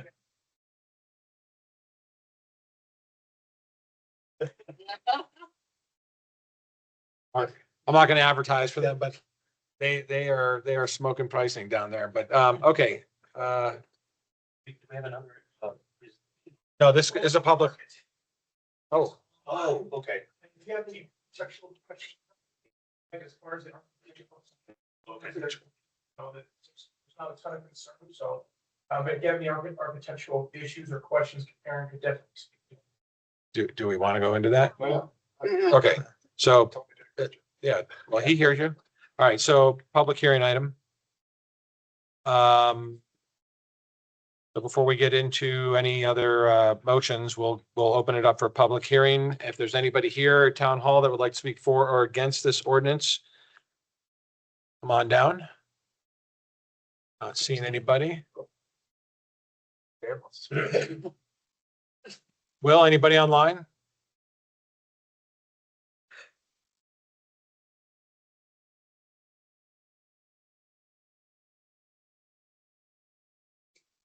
Okay, very good. So we will close the public hearing and bring it back for council to either discuss further or make a motion. Before you make a motion, is there any other discussion on this? Anybody? That's why I asked. Yeah, I know, but I don't want to jump into that. Cause I'll make a motion because I want to put a couple conditions on it. Oh, And it's minor, okay, but, so then I will make a motion to approve ordinance number 21-2026, an ordinance granting approval for the final plan unit development plan for Carl Malone Power Sports located on lots 8 and 9 in Terrazzo, Baja Commercial Development. With the conditions that lot 9 comes back with a final PUD independent of this one, and that pylon signs are restricted. okay, there's a motion and a second. Whenever you're ready, Miss Erickson.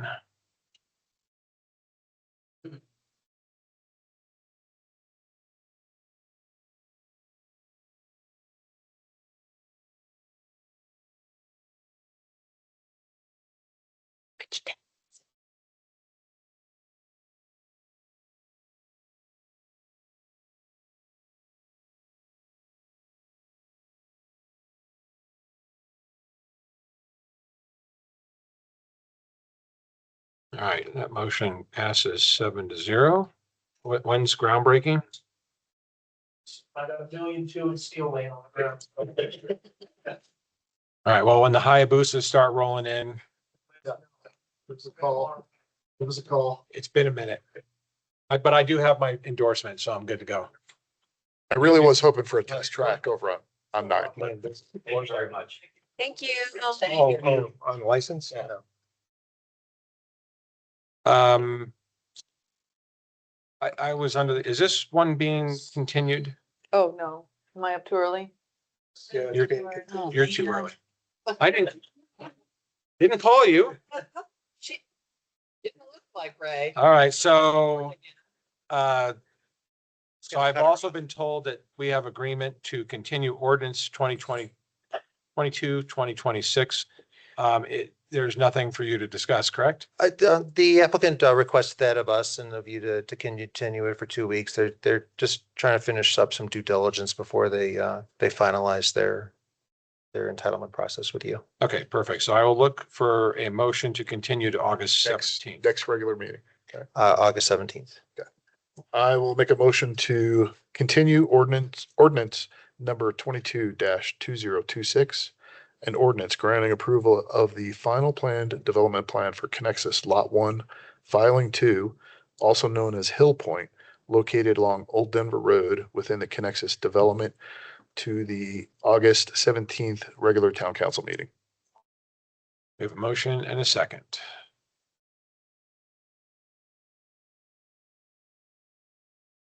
Nothing to sign tonight. What did she say? I have to actually, I have to formally That introduce motion her. passes 7-0. Thank you. You're welcome. You can sit because we have to make room for the next contestant. And who would that be? That would be Jennifer Phillips. Come on down. Resolution 57, 2026 to approve increases in the water rates, fees, and fines for all town and monument customers to ensure the long-term financial stability of the Water Enterprise Fund. I think we've heard this before. We have, which is good. I'm happy to hear you say that. We have been back to you several times and had lots of conversations about this. Okay. Oh, that's a lot to ask. Okay. So good evening, Mr. Mayor, members of the Town Council. I am here to present to you the proposed water rates, fees, and fines increases. And so let's see if this works. Yes. So again, just an overview. Sometimes people come in for the last presentation or the last decision. And so I wanted to make sure that there was a little bit of background. Sources of fund this water rates, fines, and fees. There's an echo. Okay, maybe I'll stand back a little bit. Is funding for our water system. So that's the operations, the maintenance, and the capital projects specifically for our water system. And these rates, fines, and fees may only be used to support the water system, may not be used for any other services, anything in the town. So it stays within this closed system. We did conduct a water rate and a fee study. And so this is based on data by a third-party consultant to help us understand the full cost recovery and the full cost of providing water to our 1,700 customers. The water fund is intended again to be self-supporting, so operations, maintenance, capital outlay, and projects. We did a water rate study back in 2015. The water rates were increased by 5% a year for those first 5 years.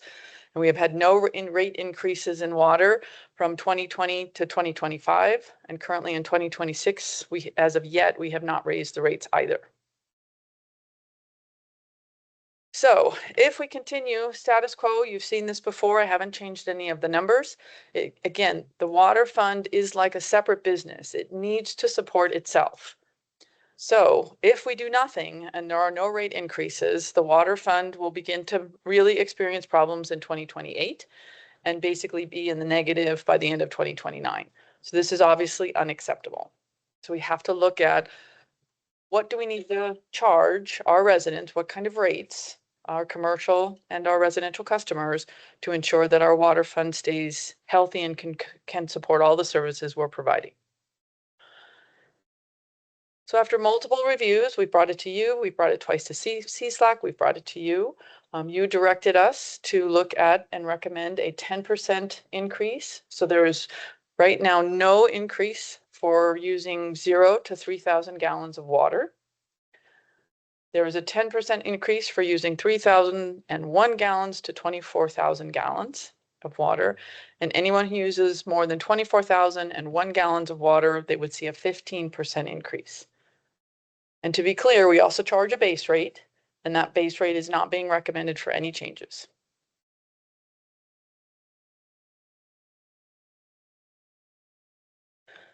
In addition, we did a fee study, and we also looked at some of our fees and fines as well as our bulk water rates.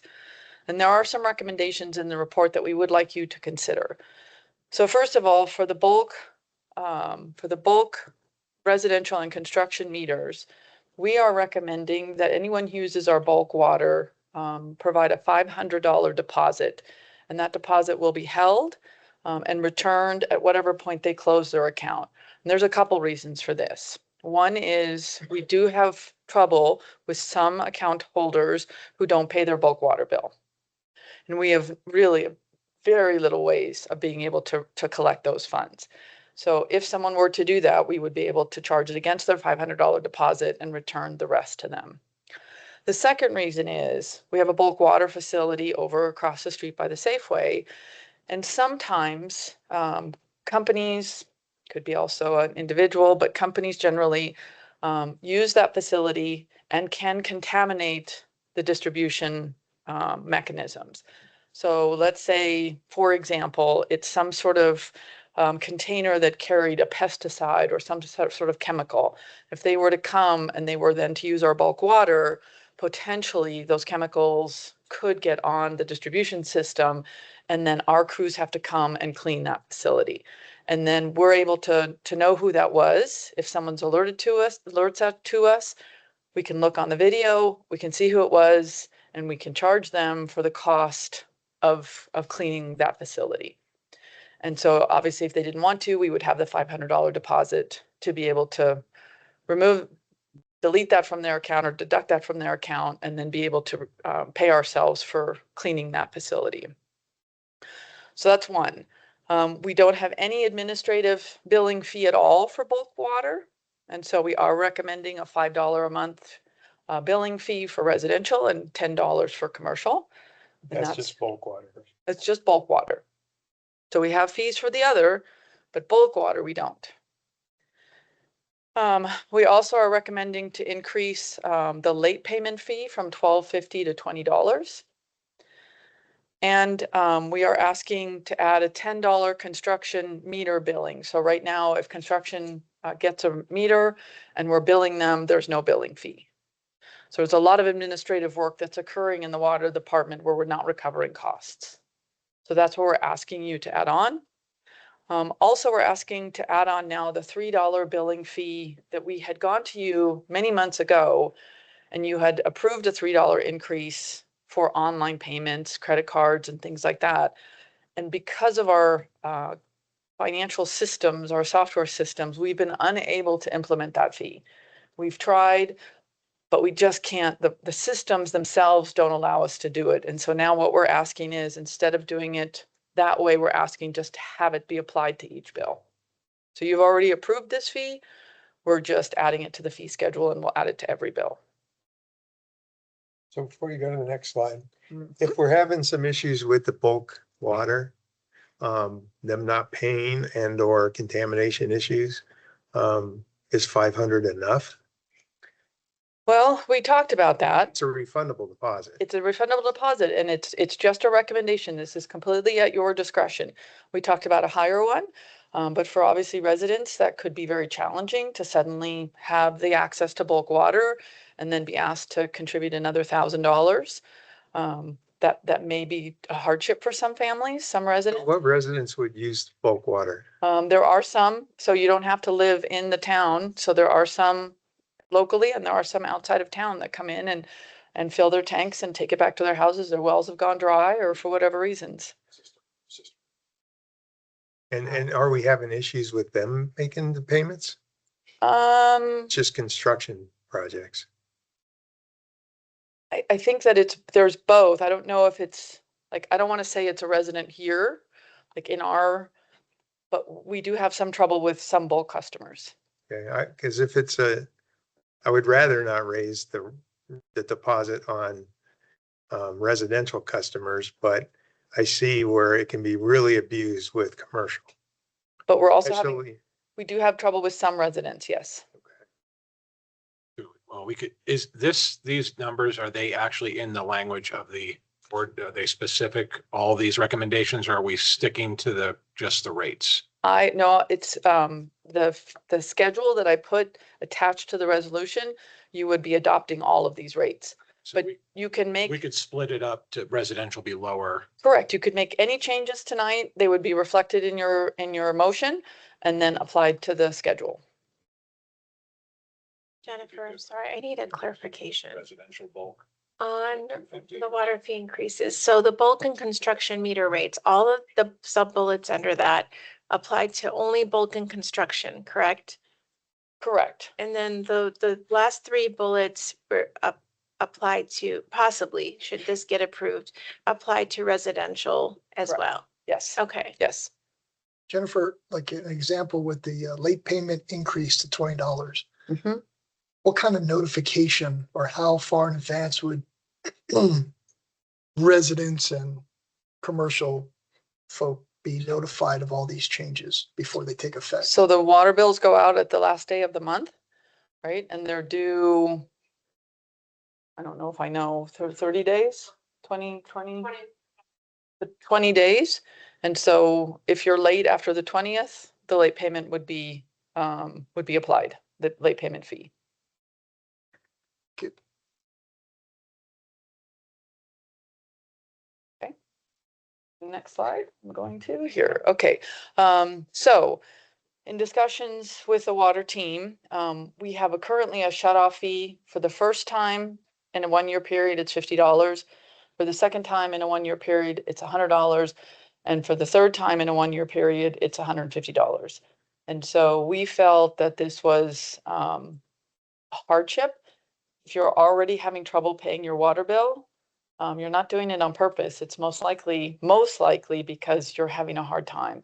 And so we felt that we should just charge $50 for a shut off no matter what. So that's our recommendation to reduce that. Based on the fee study, we're reducing the lien fee. So if we did have to lien a property for not paying a bill, we're reducing it to $73 because that's a full cost recovery for doing that service. We also are recommending to add a backflow non-compliance fee. This is very important, and we do have non-compliance issues. And so as businesses it's basically cheaper to be non-compliant right now than to go and get your permit and get your inspection and all of that. And so we want to get the businesses past that. And so we're asking for a $90 per month non-compliance fee. How would you know when they're non-compliant? How do we know? Yes. We send out letters once a year to get them to send in their backflow reports, and then we don't get them. We track every business.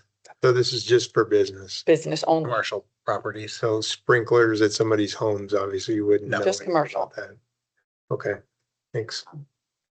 Put your backflow preventer back on. My backflow preventer is on. And then we have a service where you can call if you think that your water meter isn't reading right. We have a service where you can give us a call, we'll go out and check your meter. Currently, the way the fee schedule works is if the meter is off and incorrect, we don't charge you the $125. If it is correct, we charge you the $125. So again, talking to the water team feels that it should be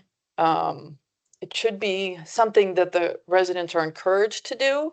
If you don't think your meter is working right, you should call us and we should come out and check it. And if it's right, you shouldn't be penalized. And so we're recommending to remove that fee. And then also the same thing for any kind of leak. There's currently a $40 weekend and evening charge. And we do not want residents to see that and then not call because it's, let's say, a Saturday morning and they don't want to pay the extra $40 and then let the leak go until Monday when they can get a hold of us. And so we are recommending that we remove that fee as well. And again, these are just our recommendations. So this is all at your discretion. So one more fine that I think is missing, and it needs to, I think it bears being said in front of council because they're not privy to what I brought up to you. I witnessed a company taking water from one of our fire hydrants a week or two ago. They are actively doing work in our town to better internet access for people. But rather than going to the bulk water station, I saw them connect to the fire hydrant and fill their buffalo, their cistern, whatever you want to call it. I asked Jennifer if that was allowed. She said no. What's the penalty for stealing our water? Well, can I interrupt you there for a second? So some of them might have a construction meter. So when we generally get calls, we go investigate to see if they have one of our meters. If They're carrying around a construction meter? That's where the construction meter fee comes in. They rent them from us and so they can fill up at different hydrants throughout town. I think this particular contractor they have a construction meter through TriView and they were kind of filling up wherever. Wasn't for TriView. Understood. Yes, they didn't know the difference of the water districts. So how do we know when we see people randomly going to fire hydrants, and why aren't they using the bulk station where that should be the only source of bulk water, not our fire hydrants? We do encourage that. We only have 5 construction meters and I think only 2 of them are out currently. Okay, so you're thinking that they were not stealing our water. Not intentionally. Well, And they might have been. what's the fine for stealing our water? Water is for fighting, right? So if they're stealing our water, what's the penalty? We don't have a penalty for that. I mean, I don't know if it's in the, like, the penal code somewhere, or it's in the. Yeah, I mean, there would be a penalty for theft, but knowing that you're doing it does make a difference if it's a crime or not, right? If they do it unintentionally, we're probably not gonna have the right culpable mental state to actually charge anybody with it. Especially if they metered it. Right, so that's the challenge with TriView. Oftentimes businesses don't know where they are, and so if they get the meter from TriView, does TriView go through and very specifically show which hydrants they can connect to and which ones they can't? I don't know. We could certainly call them and find out and do a better coordination on that. It's just strange to see someone pull up to a hydrant to get bulk water. Understand. In Colorado Springs, they have a special number to report that because it happens a lot more, I think. I doubt it happens enough to us to really, it is disturbing that they're taking the water. I've seen it Well, down. especially since there was a whole lot of stuff that went on with bulk water down Old Denver a long time ago. Yep. And it finally got moved to a place where people can connect and open an account, right? So they shouldn't be going to the hydrants for water. I don't know what would happen if we did no hydrant.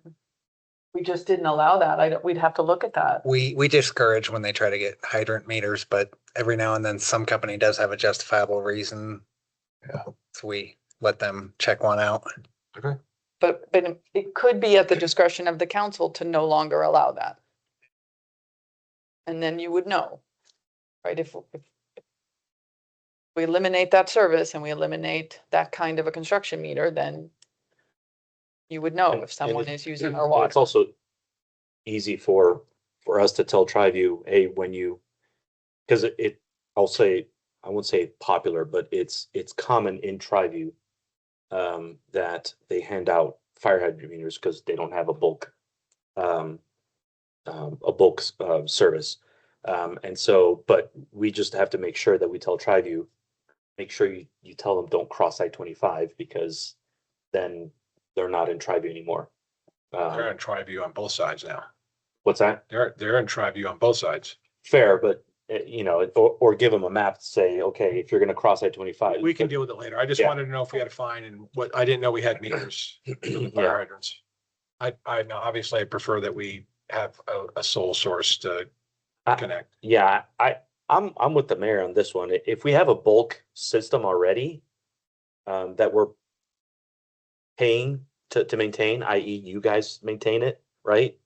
Then I'll defer to you guys, but I think we can dispense with the fire hydrant meter. But if you think that there are extenuating circumstances here and there, I don't know, what are your thoughts? So currently, the company working on Beacon Lite, they have one of our construction meters because it's in order for them to get the water up there, it's time consuming, and to keep work moving, they're pulling from the hydrants on Beacon Lite. Okay. So there are some circumstances where it's warranted, but we do, whenever somebody asks me for one, I tell them we have a bulk fill station. I prefer you use that unless you have a good reason not to. Okay. I'm good with that. John's got it. Yeah. Thank you. I have a quick question, Jennifer.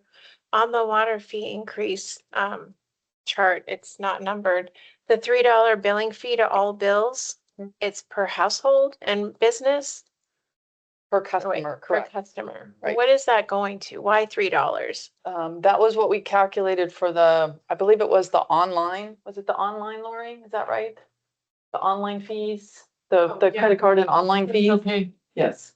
For like e-checks or what exactly? Yeah, so anybody who pays online, right, we're charged by our company, and we're covering that right now. And so we were asking, we asked you if we could pass that on to the customer. The council said yes, but the system doesn't allow us to add it to the bill. And so we're asking now that it be added to the bill. So if they pay by check, they're not getting this fee.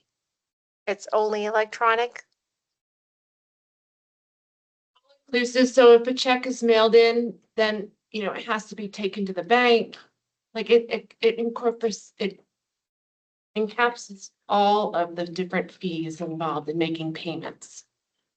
The $78 postage, the every aspect of billing and receiving payments.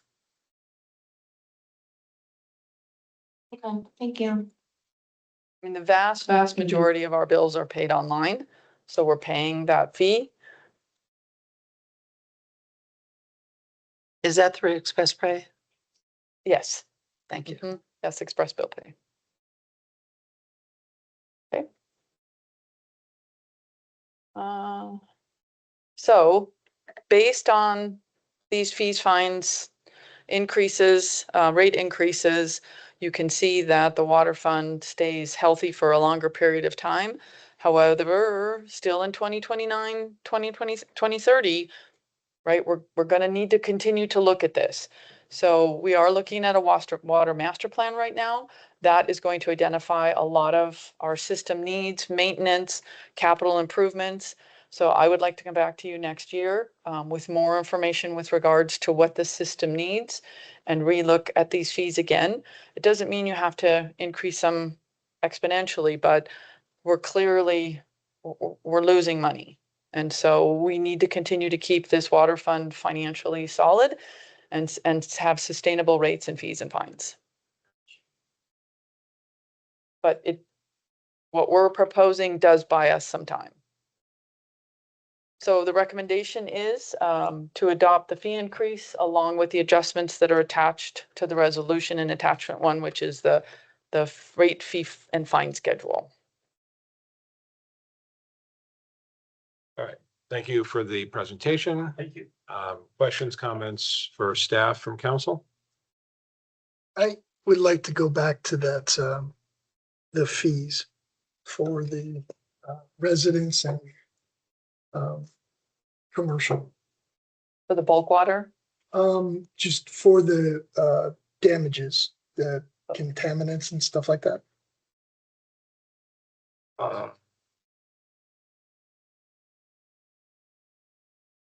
There we go. I mean, I understand the hardships about individual homeowners, and two things I'll throw out is we either keep the $500 for residential and increase the cost for the commercial and construction to like 1,000 refundable deposit, because they would potentially do more damage, or more, there's potentially more damage or more harm that may happen with what they're doing. And or actually decrease the $500 to $250 for the residential, but still go $1,000 with the commercial construction type. What drove the $500? Is that somewhere around where the delinquent bill is? And is there any difference? I mean, you're correct, right? So simplicity was part of it. But it was just what would help us recover costs. I'm not opposed to it, but I think we're just grabbing figures. I also think that if there's some kind of contaminant that gets into the water or some other kind of damage, it's going to be thousands, way more. It's going to, well, either is not going to really do a lot, but I mean, I'm just looking more at residential entities having to, again, in this around this time frame right now, there's a lot of hardships going on. So I would just propose that for discussion. It's just So right now it's what, 0? Correct. There is no deposit.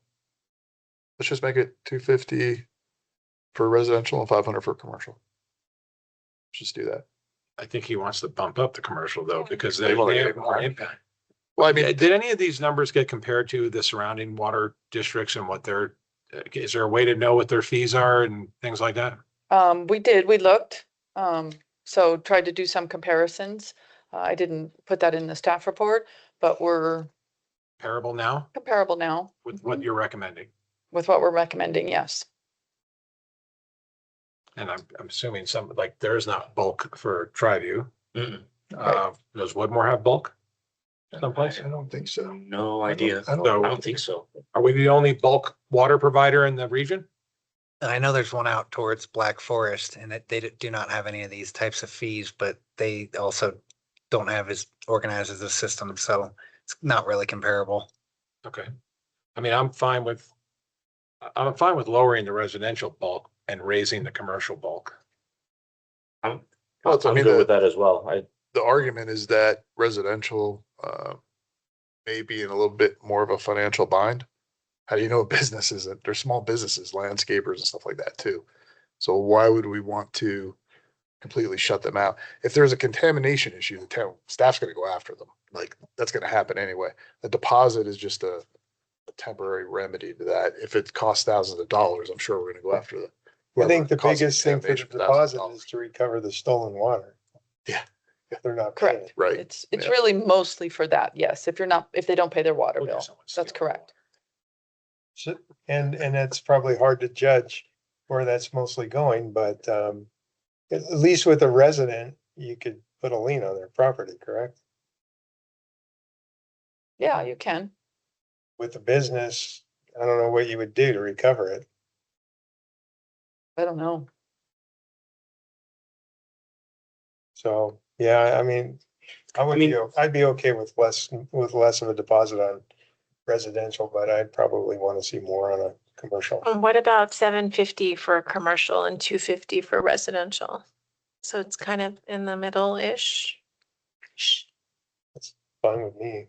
I You don't, guys- it's just a suggestion, because I agree with Ken. I think it should be higher for residential. I think we're just grabbing numbers out of thin air. We are. I'd like to see some real, numbers, Yeah, like what really possibly. makes sense, What is the average delinquent fee?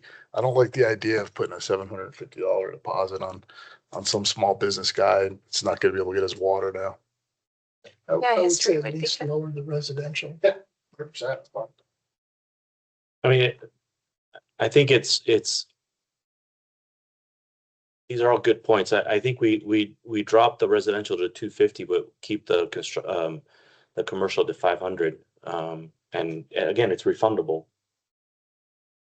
Right, it's refundable if they pay it. And we can revisit this Yeah. again, right? Exactly. So let's do that. 250 for residential and 500 for Commercial. now, commercial. And further Uh-huh. complicate things, perhaps we make it higher if there were repeat offenders. The deposit goes mean- up. We can add that later. Yes. If you come back to us and say Yeah. that people aren't paying their bills anymore, then all bets are off. Okay. So I have one last quick question. So you have a question? No. Oh, the late payment fee increased to 20. What if they're late and it's only a day? They've been out of town. Can they call and get the 20 refunded back? Well, so yes, that's the one fee that we can, and we try very hard to provide good customer service. Sure. Again, the vast majority of people are paying online. I mean, the idea is they're supposed to pay on time. There's time for us, right? So that's based on work and the effort that it takes us, and we would like to see our ratepayers pay on time. But if, I think we've tried to be very flexible. Sure. But you also passed a fairly strict fee waiver policy a few months ago, and we're waiving very few water rates now, a rate waiver for leaks and a leak policy. So we really need our ratepayers to take this seriously. And we do, if they struggle making a payment, we refer them to Tri-Lakes Cares, a wonderful partner of ours, and they are there to assist. And we can set up payment plans. So, I mean, we try to be very flexible and supportive of our customers. So is the goal to try to encourage automated payments, like recurring payments monthly? I mean, we would like to see all of our customers on automated. That would make it much simpler for us and reduce our administrative work. But this is really, you need to pay your bills on time. Sure. Okay. Okay, so, where is the language of the resolution?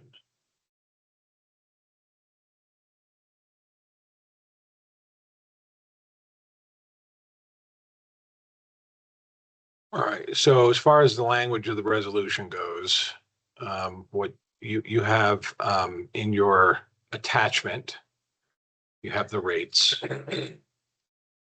I think what we're looking for is you to make a change to the attachment to indicate a 250 residential bulk fundable deposit and Yes. leave the commercial at 500. Okay. Any other, we're good with the rest of the fees that were given? Yeah. Okay, so then I will look for a motion if there's no other questions or comments to adopt recommendations from staff. Okay, I'll make a motion to approve resolution number 57-2026. Resolution approving increases in water rates, fees, and fines for all town and monument customers to ensure the long-term financial stability of the Water Enterprise Fund with the noted changes to the bulk water fees. Second. We have a motion and a second.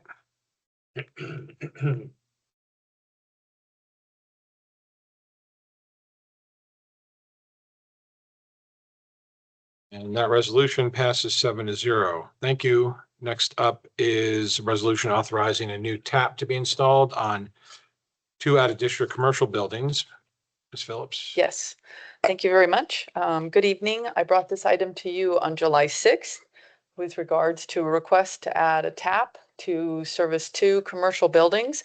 You had questions about the history of that connection, and I tried to provide you some additional information with how that came about. I think most notably was the fact that at that time, it was a public water system that included the mobile home park and those commercial buildings. And it was just that in the staff report that was brought to you a couple years ago, the commercial buildings were not mentioned, but they were part of that public water system. And so I'm hoping that the additional information that I brought to you clarifies that matter, as well as the property owner is here to answer any questions that you might have of him. I asked him to be here tonight in case you did have additional questions.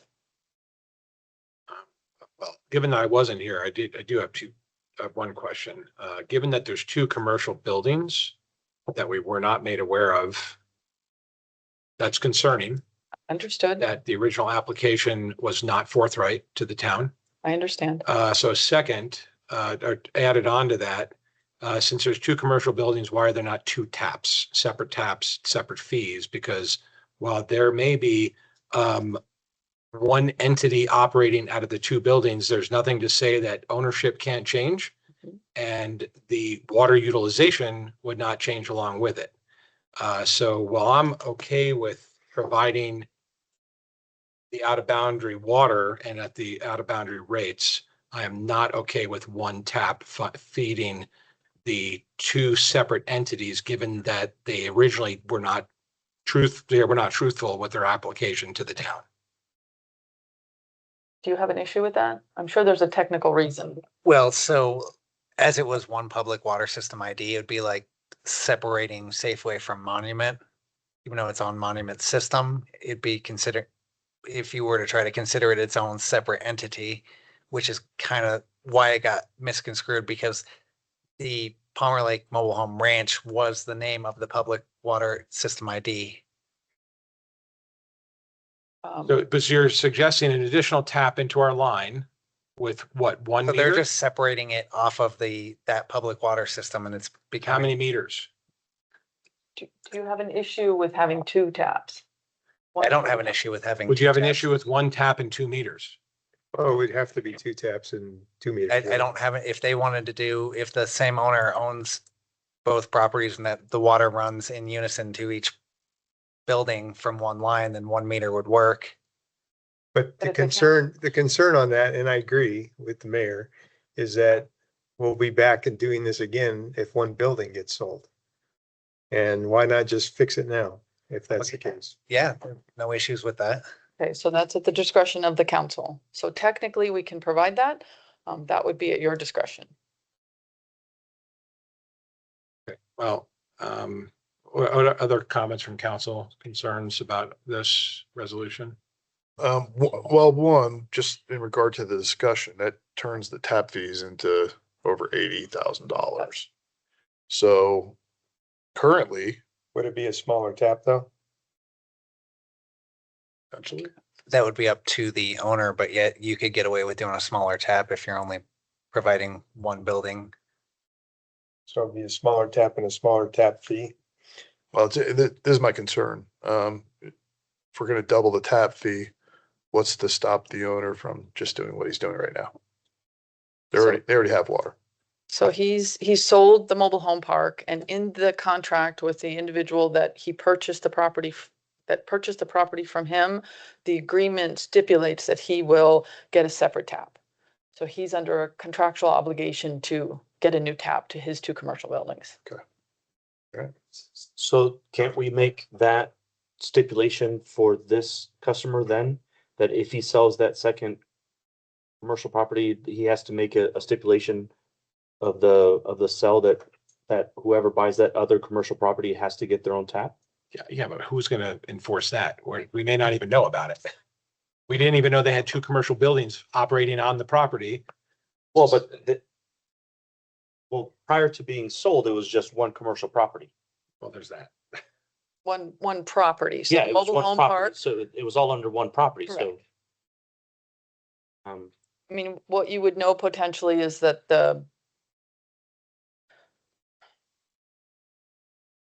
let's see, how would that work? It was presented that the water was going to the mobile home park. I understand that, yes, And so I just don't want to have these issues in the future. That's all. understood. And as I recall, we were doing them a favor because Palmer Lake would not bring them water. Correct. So out of favors. So figure out if you have to rewrite it, we can bring it back.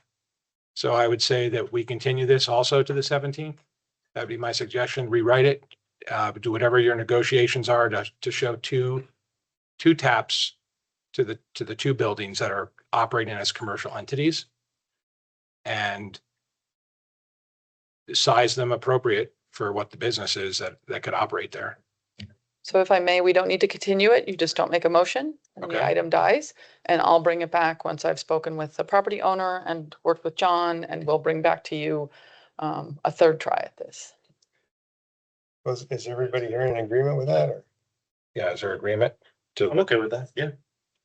Yeah, just one clarification. I was sitting out there then, but I don't think it was a favor necessarily. I think it was a health and safety issue. Well, it was a health and Yeah, safety issue. and I think Monument saw fit to help the people in that trailer park out. Just a clarification of verbiage, sorry. I'd just like to make it clean. If we're gonna do it one time, let's just do it. There'll probably be smaller taps and the tap fee will go down. Okay, thank you very much. Thank you. All right, next up, Resolution 59, 2026, a resolution approving a lease agreement with Tri-Lakes Chamber of Commerce for property located at 166 Second Street. Alan. Good evening, council. As you might recall, when we last approved our year agreement lease with the Chamber of Commerce, you asked for a long-term agreement and a committee was formed. That committee consisted of Mayor LaKind and Councilmember Chronic, and we met with the Chamber of Commerce and their board president over the past several months and came with the goal of coming to council by August with a long-term lease agreement. So the long-term lease agreement is in your packet.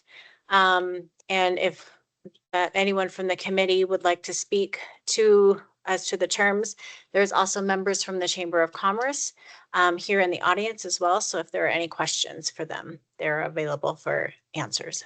Would you like to speak to this? Well, I mean, you and I were on the committee. Is there, you want to give any info to the council? Or, doesn't matter which one of us, but if you. Go ahead. Okay, so we met several times with members of the chamber and the board president. They swapped in the middle of it. So first it was Sarah, now it's Frank or Joe or Mark, whatever his name is out there. That's an inside joke. But anyway, we gave options to bring the rent close to market rate as we could, as they could afford. And obviously they're going to have to make adjustments to their own internal mechanisms to raise this kind of money. And there was a couple solutions that were put on the table, and the one that's presented is the one that's one that we agreed to as a committee with members of the chamber. Okay.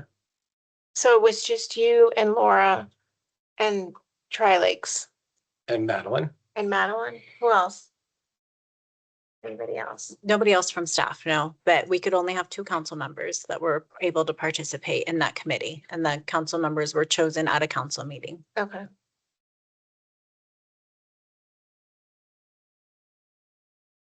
Any, yeah, is there any dissent?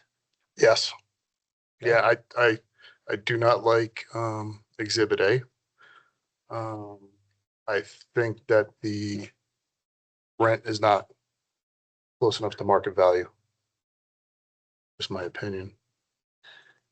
Okay, one of the reasons that we worked it this way is, first of all, to expect them to have a huge jump in rent.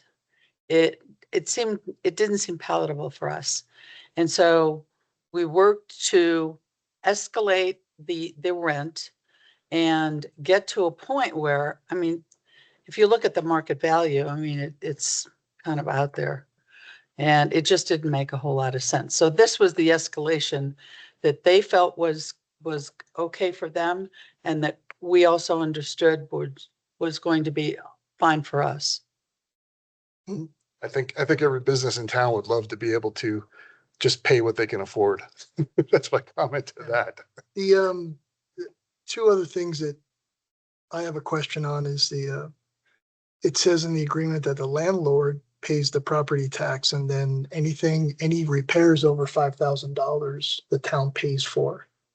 How did you guys come to that $5,000 mark? Because The 5,000 has been a long existing dollar amount that's been in their lease for many, many years. So we didn't change it. And there is no property tax because it's our property. We don't pay property tax to ourselves. We're exempt from all the other ones, right? From property taxes, yes. Yeah, right. I mean, it's in there. Does that have to come out of 12B? Does that have to come out because it says landlord shall pay for all applicable property taxes? This was the lease. I think it's standard language that we got from the attorneys. Yeah, there is no property tax. I do know that. Yeah, that's why. Well, when I read it, it just jumped Sure. out. Of course. That's why I'm asking. I mean, we can pay the $0 for the property taxes.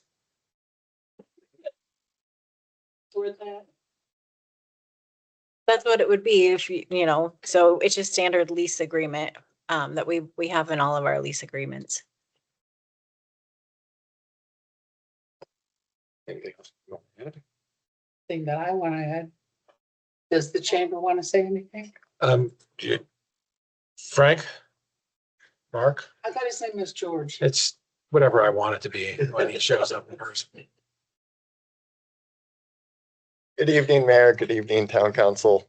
My name is Mark Biddle. I'm the proud Chair of the Tri-Lakes Chamber of Commerce. Appreciate the opportunity to meet with the 2 of you and Madeline to go through this. This responsibility is no small task for all of you.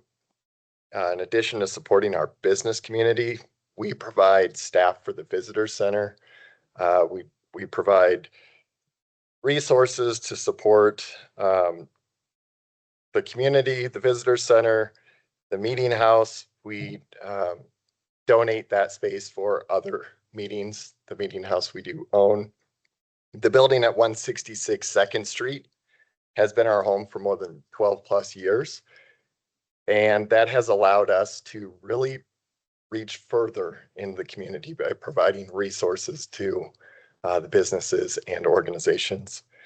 The purpose of this proposal is really to continue the mutually beneficial partnership that we have. And the reason that we prefer option one is for the reason that Member Chronic mentioned. We work off of a zero budget, and Chad, we understand that everyone needs to afford where they go. The services that we provide to the community really has been enhanced because of the location that we are currently in. So with your permission, I'd like to invite John Reyes up here, another board member, to just give another perspective.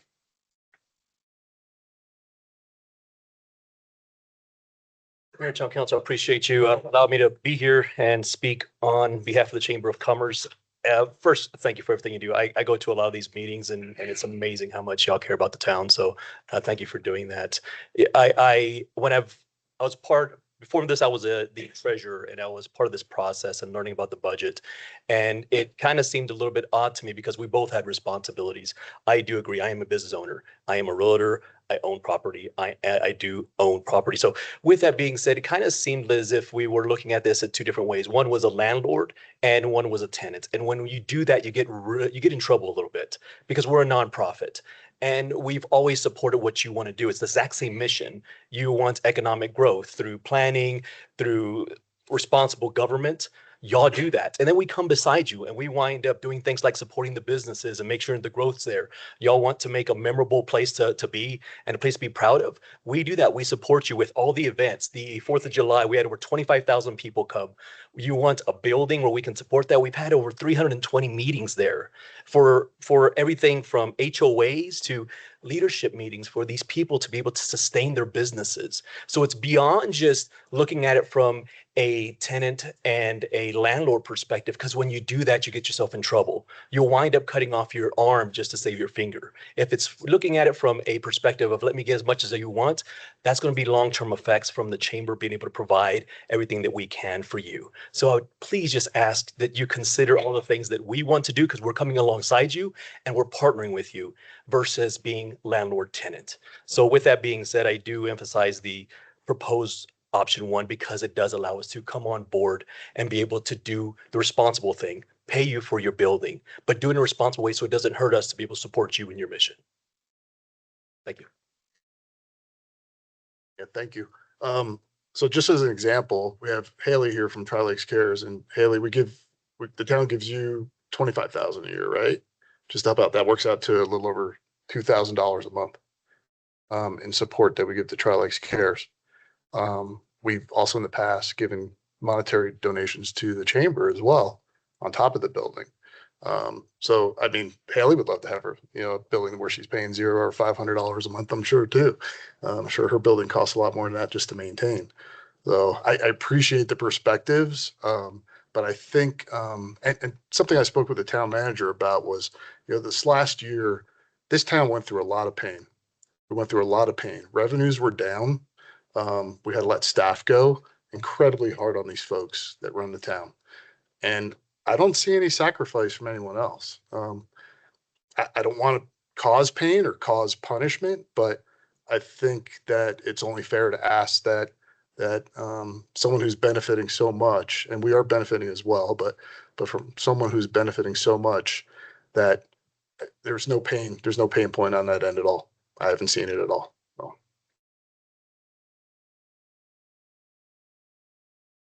I just would like to add one thing, that the money that we contribute to the chamber is for a service we're paying for. Yes.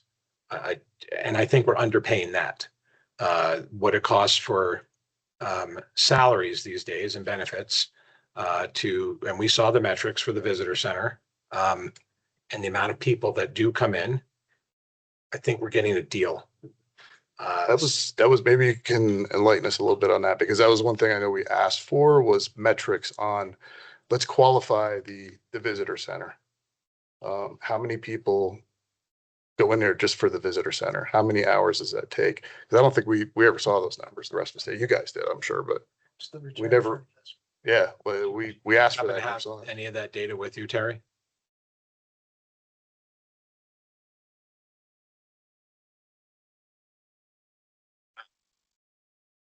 We do not. Early on, when we first were in that building about 12, 13 years ago, we did keep stats on that. But the amount of people that come in, the amount of phone calls that come in, and we also, it's very hard to track everybody that attends the meetings that are off hours. So we could track that. It was going to take additional staff time, which takes additional money out of our pockets to track that. So we can give you round numbers, obviously from about April to September, we're pretty slammed every day because that's the visitor time. But half our visitors are not just visitors, they are people who live here. We know Town and Monument has grown considerably. So a lot of those new residents are coming to us to say, what do we need to know about the town? Where do we get our information? You know, what businesses should we be doing business with? So it's not just visitors, but it's also our locals that are looking for that. We could do that, and I could talk with you more about that offline. It just is kind of onerous with 3 staff, depending on who answers the phone, who takes that call. As we've grown into an organization that's quite larger than what we were in the beginning to be able to serve better than we were in the beginning. But along with that comes some challenges of managing who comes in our doors. Understood. Thank you. Okay, so for me, when this adventure started here, my concern has always been that the taxpayers aren't paying money to maintain that structure. If we were going to do basically $1 a year rent, which is what has been done there. Because I know we've put on a roof, and I know we've done some other things, and I know Terry has done some things too. So I'm not taking anything away from that. But my intention was always that it doesn't cost the taxpayers extra in order to have that service in the town. And Madeline has told me several times that there isn't a benefit to having them in town. And I take her word for it because that's her job. So does this lease agreement satisfy? I mean, I know, well, let me just put it this way. In a perfect world, this money would go into a bucket for maintenance for the chamber building. And then as that grows into a fund, and if we need something like another roof or whatever it is we need, we'll have the money available to pay it. Is that the intention of this? Or does this go just in the general fund? It would just go into the general fund because that's where facilities comes out of. So if there was a need there, we would be able to use the general fund, which is where these would go into, in order to remedy that situation, whatever that maintenance need was. Do you think that this would cover maintenance on that building? This lease agreement? It depends on how, I mean, it's an old building. In general? In general, I think it does for right now. I think there are some larger renovations that might need to happen in the future. I know that the plumbing system isn't the best there. So it's something that we would need to take a look at. We haven't done a full assessment of everything that needs to be done there yet. So I just know that it's a 1976 building, I want to say. Because I mean, the other option is always to sell the building and not have to deal with it. I thought that was one of the discussions that we had a long time ago, looking at selling the building. It was a discussion item, yes, but this was the direction that council gave us, was to look further into a longer term lease.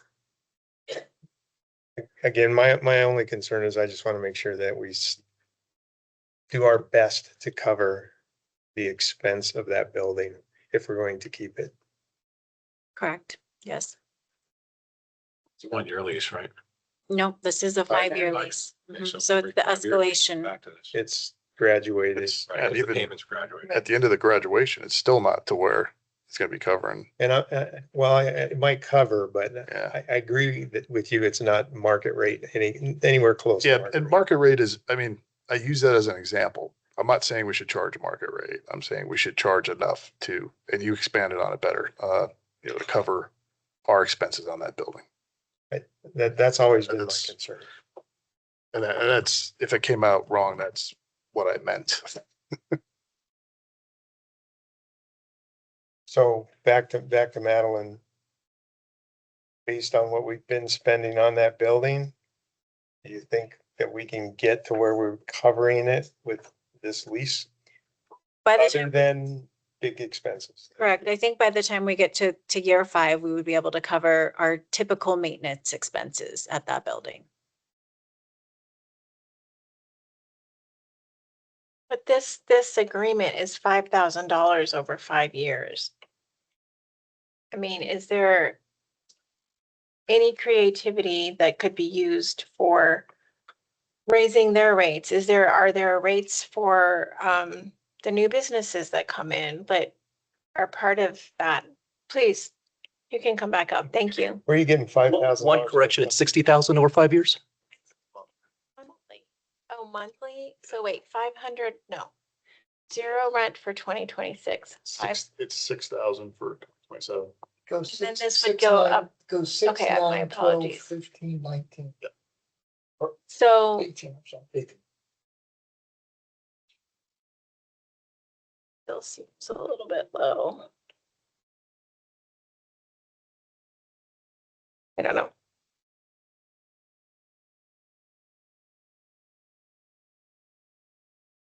And the rent has been $0 for how many years? When did they start again? $1 a year. $1. $1 a year for the past approximately 12 years. Okay. So there's $12.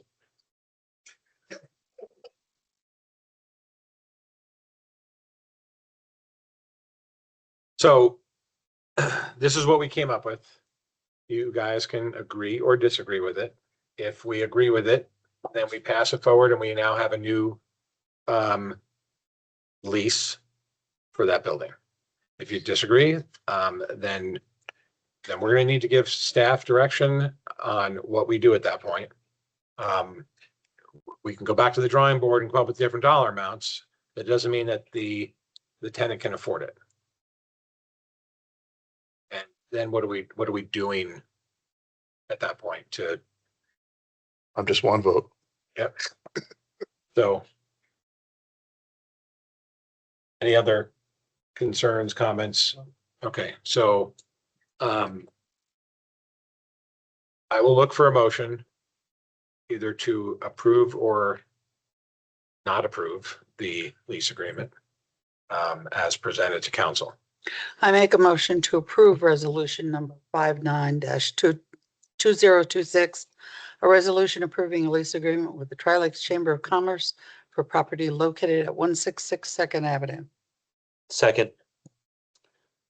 We have a motion and a second.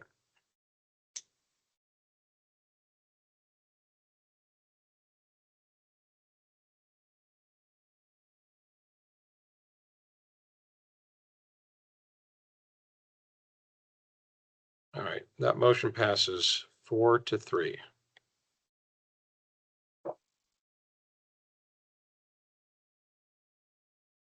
Okay, next up, resolution 60, 2026, a resolution withdrawing the town from the Loop Water Authority. Madeline? Good evening again, council. As you know, we've been members of the Loop Water Authority since 2022. Since that authority has been put in place, a few things have changed. In December of 2024, Cherokee Water District withdrew from the authority, and we have reason to believe that Denala will be also withdrawing from the authority this month at their next meeting, which has caused some concerns for us, things that will change how the Loop Authority works, and how we will be able to afford to be part of that organization to continue this project. So it is our recommendation that we also choose to withdraw from the Loop Water Authority and pursue other future water supply options for the town. Okay, bummer it came to this, but I mean, I had no idea Denali was going down that path. It was a surprise to us as well. Okay, what about, and I'm sure this is being looked into, but monies that we've already paid into, and I heard the check was withheld, the latest check. So what happens to monies that were already paid where I know I heard the director of Woodmore state that monies would come back to the town? It's possible that that could happen. They're still doing an accounting. We still have bills to pay for the final design and contracts that needed to be wrapped up. And so at the next loop authority, I believe that that will be talked about, what the next steps will be, but the town could still have some financial obligations that we might have to pay. Depending on when the ARPA funds ran out and what additional expenses were still incurred. We did stop all contracts as of, I want to say, July 20th or something like that. But there could still be expenses, and if that need to be paid, and so that might mean that we aren't reimbursed the funds that we have put into that. Wow. And this is a determination that the Loop Water Authority is making, let's call it real time, as invoices come in and they cover down on whatever costs they have to cover. Because presumably Denali wants its money back as well. Denali did not talk about that. Okay. They have not officially made any decisions yet. Okay. That will happen at their next council or their next board meeting, which I believe is the 13th, 12th or 13th. Okay. I thought And- they came out of their executive session and made that decision. I don't know that. I think they're passing a resolution at their next meeting, though, Like a formal. a formal resolution. Are we going to, if this resolution passes, then is the intent that we're going to request the waiver to the time limit Correct, yes. Okay. to 30 days or? The effective date says if immediately on approval. That's a resolution, but we have to, there's I don't want to call it a contract. What's the compact? What's the agreement? The Oh, agreement, you mean the agreement to Loop? Yeah, with the Loop says 180 days, correct? 180 days, yes. But Cherokee was able to get a 30-day waiver or X I think waiver? we would just ask to waive the 180 days, but there's still going to need to be loop meetings that we'll still need Yep. to be a part of in order to make those decisions. So I don't know how long Okay, we would need to do that. okay. Well, so do we need to put that in the resolution, or our resolution says effective immediately, but technically it's until the loop is done with the contracts? How does that work?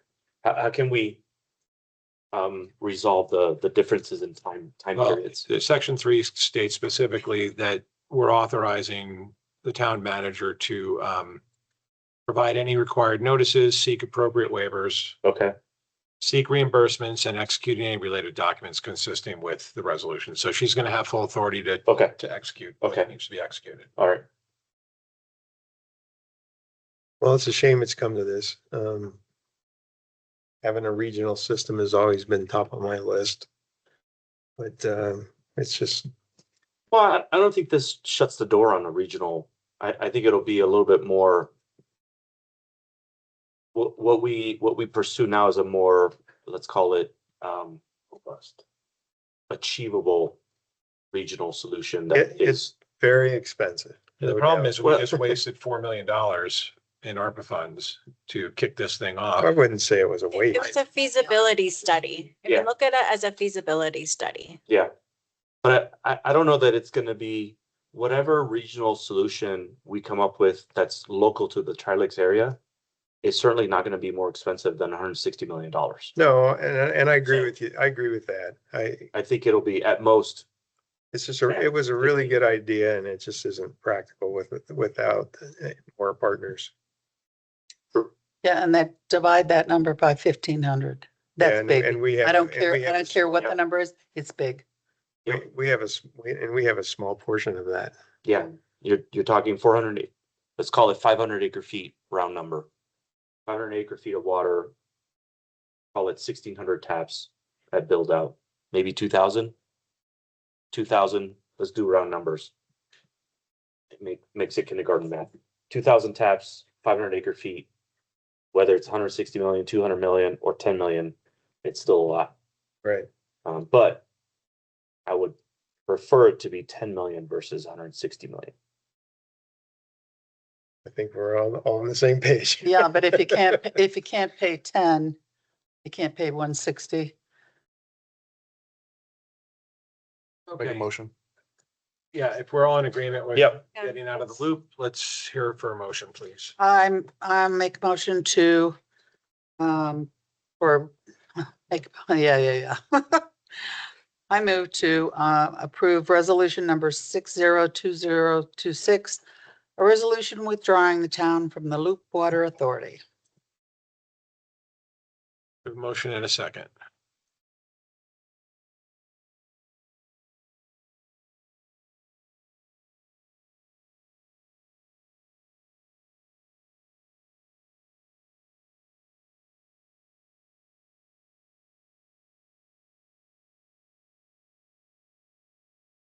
That motion passes 7-0. Finally,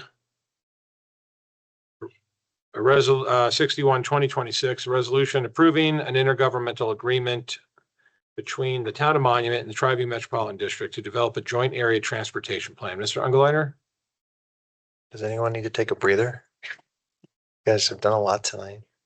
We'll breathe at the executive session. Just Okay. plow through, please. Okay, so, Mayor and Council, last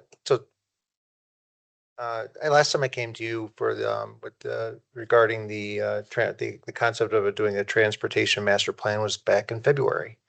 It proposed that we were going to apply for a grant through DOLA to basically split $500,000 transportation master plan.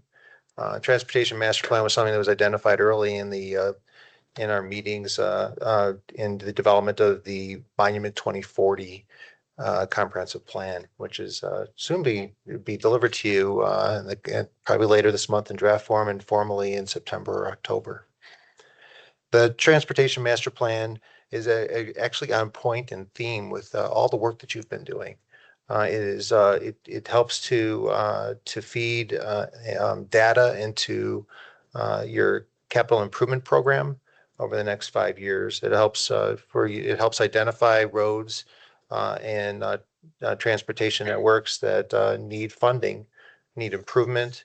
It's both for material and safety.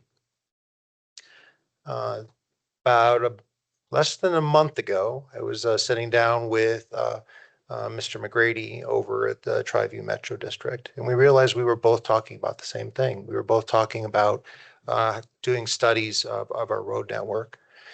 And we realized, why should we be doing it separately? Everything that they're doing is going to be presented to you at some point, and everything you're doing, you're going to have to deal with and work with the Tri-View Metro District. So we quickly sat down with their engineers and our village engineer and developed a scope of work that would both serve the Tri-View Metro District and serve the community at large. That scope is included in your agenda item. This is a different report. This is a different kind of document from the comprehensive plan. It's a technical document. While we will have stakeholder participation and an open house probably for residents to see what we're talking about, it's going to be data driven. It's not going to be one of those cases where I feel the road needs to be in a certain way. It's how do we serve this community in its long-term needs, serving land use, serving its residents, making sure intersections don't start to fail because the amount of traffic that's going through them, and that they're not designed and equipped for that. The master transportation plan is also going to create something called a major streets plan, and we've talked about that several times over the last couple of years that I've been here. Things such as the discussion we had about Higbee Road and how wide the right-of-way would need to be. That major road plan would help to designate the type of road, and then we would know very quickly. It wouldn't be a debate. the road needs to be this wide. It also will talk about active transportation. So we're in bike trails, connections up and over the highway, below, underneath the highway. We're going to look at all that as part of the transportation plan and have an effective plan at the end of the document that allows us to set priorities in our capital improvement program. Tri-View is very interested in this, and so should we. But Tri-View is very interested in it because they've got to make some major commercial that's still coming into town on Connexus, Santa Fe Business Park, or Trazo Baja, and then of course along Jackson Creek Parkway. Well, they're trying to make sure, just like we should be, what should be the developer contribution to those those needed improvements. This plan is going to identify what those needed improvements are, help us develop estimated costs, and then we can start navigating how the development community could pay for their impact versus us having to budget for those on our own. So this is a very important document. I probably would have waited another 6 months to start it, but because we're having these conversations right now with Tri-View and some new commercial uses that are starting to come in along in both corridors, we thought we'd get this thing going sooner than later. Tri-View's already agreed to the concept of paying for half of this plan, serving both the Tri-View and the community. If the IGA that's included in this packet is referring to it as an area-wide or a transportation plan, I don't care what you call it. It's going to be the main document that we're going to refer to whenever a development comes in. How do we make sure that that development's paying its share, and how does it serve the community? How does it help meet our goals? I have Taylor Gertz here from IMEG, our town engineer, in case you have any questions about the specifics of the scope. He's going to be providing oversight, or his team is going to be providing oversight of this process. So that way, as HR Green, the engineer for Tri-View, is developing the plan with us, we'll have somebody on our side as well looking at the plan. I think very highly of HR Green, so I'm not worried that they're not going to be acting on the community's best behalf, but it's important to have our town engineer on board. So that's why I included a scope of services for Taylor's team. And with all the excitement of putting this packet together, I didn't give you the resolution to approve the IGA. So I did email that to you earlier today. I do have copies of it here if you want it. But this is one of those resolutions and one of these projects that really checks off all your boxes, your strategic planning boxes of planning and being fiscally sound. It's Jennifer's team is developing this capital improvement plan, and I shouldn't just say Jennifer's team, it's everybody, everyone's involved with it. We are missing components in the transportation network is a major component that we need to make sure that we do infuse into that capital improvement program. So we plan wisely over for the next 5 years. So with that, if there are any questions, and again, Taylor's here to answer any questions as well. Questions, comments? I mean, you guys heard this before, right? And you were all good with everything that came through last time? Yeah, Except for absolutely. Steve had some things that you added. That was in the road design. Oh, okay. I would say, to kind of highlight what Dan said, and put some pain points that could have been avoidable, is when Tri-View went down the road of Higbee, the Tri-View board didn't really know what it would entail. But the board went ahead and said, okay, X% is going to be this developer, X% is going to be this other developer, put in escrow X amount, and we'll go from there. And those amounts didn't even begin to cover at the end state, once everything was figured out between Tri-View and Monument, because again, we, the collective we, the royal we were going in blind. Whereas Jackson Creek Parkway, there was a design already on paper that, by the way, Tri-View didn't even know about. To me, this is critically important, because absolutely the developers should pitch in. on transportation. And I think this is a great start to doing that. So thank you for doing this. Very cool. Should we vote on it now? Sure, let's do it. This is good. It's only 9 o'clock. We gotta stretch it. Oh.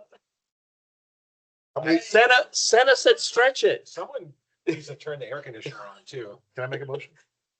Well, just any other, you want to reread the whole technical document with this or we good? There's a reading too, right? I have, All right, I, hang on. Let me pull it. In duplicate. I have it in Dr. Seuss motif, so I can read it that way. I appreciate you. This is a big deal, and I appreciate you bringing up the points that you did. I think that I mean, you talk about it on a project by project basis sometimes, and you hit off, well, how's this project going to impact the traffic? Well, this plan is going to help do that. Development at 105 does have an impact on a Baptist.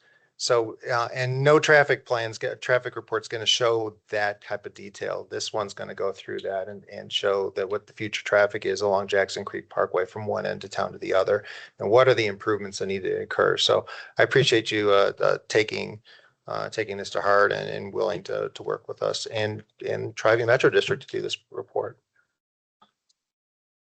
Did I stretch it out long enough? Perfect. Thank you. So I have one question in 64 parts. All right, I make a motion to approve resolution number 61-2026, a resolution approving an intergovernmental agreement between the town of Monument and the Tri-V Metropolitan District to develop a joint area transportation plan.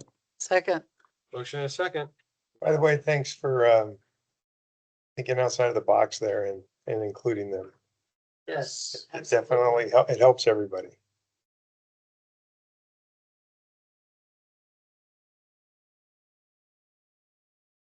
That motion passes 7-0. Thank you. I pushed the wrong button. Supposed to abstain. Question for Tina on this IGA. It does not have the chairman's name. Is that what they call Jason, the chairman? No. He's a president. Yeah, Board president. Board president. Okay. Do you want me to still sign this even though it's, Yeah, that's how it was provided to me. they provided it to you like that? Well, that's how it's provided to Dan. Signature for an IGA? Well, yeah, it's gonna. Yeah. Oh, okay. I just I want to only make, collect his. Okay. what? Okay, perfect. You probably have my signature. Next up, future agenda. What? Auto pen? Yes. Future agenda items.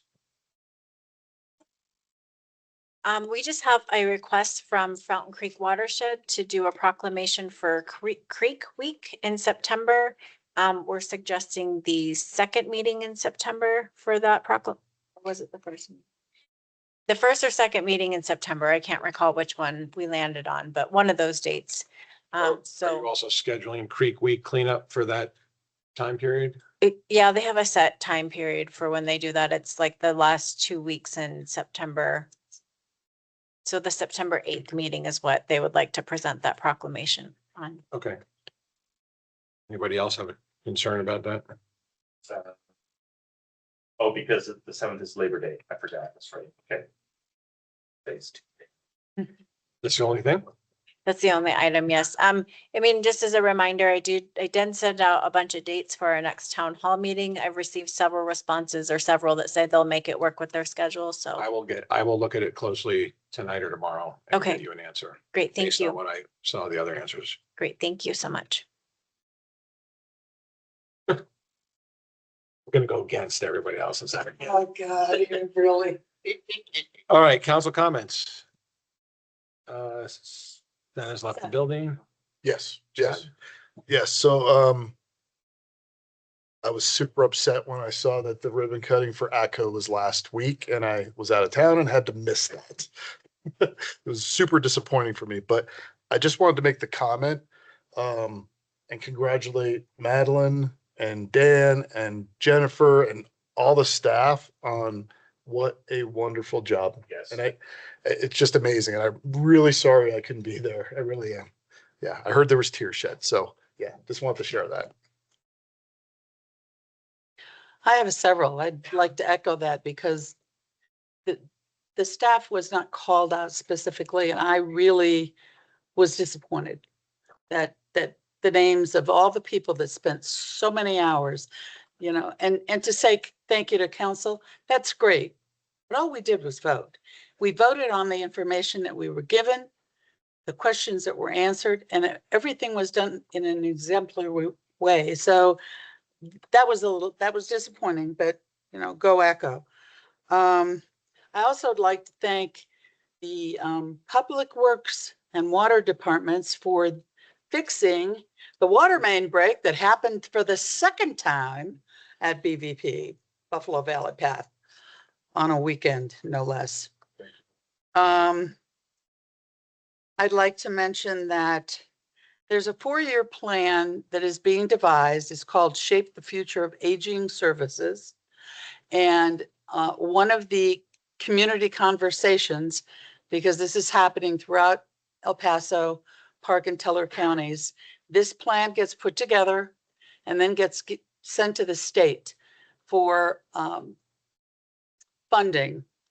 I'm using that term loosely.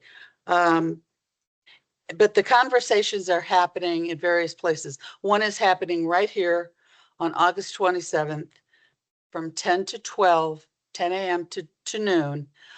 And what we're looking for is people that are 60 or over to have the conversation and to come up with what they see as issues for the next 4 or 5 years for the elderly, the aging population. The point is we're all aging. So I know, yeah, except for Marco.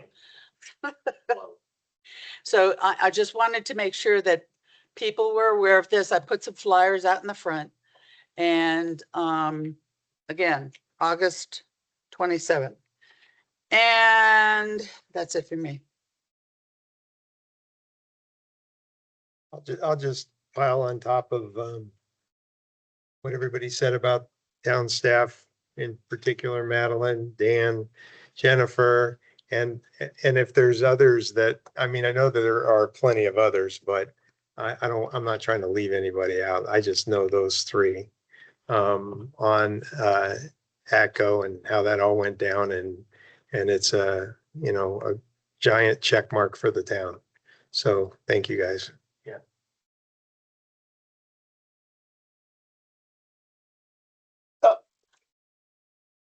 Hey, I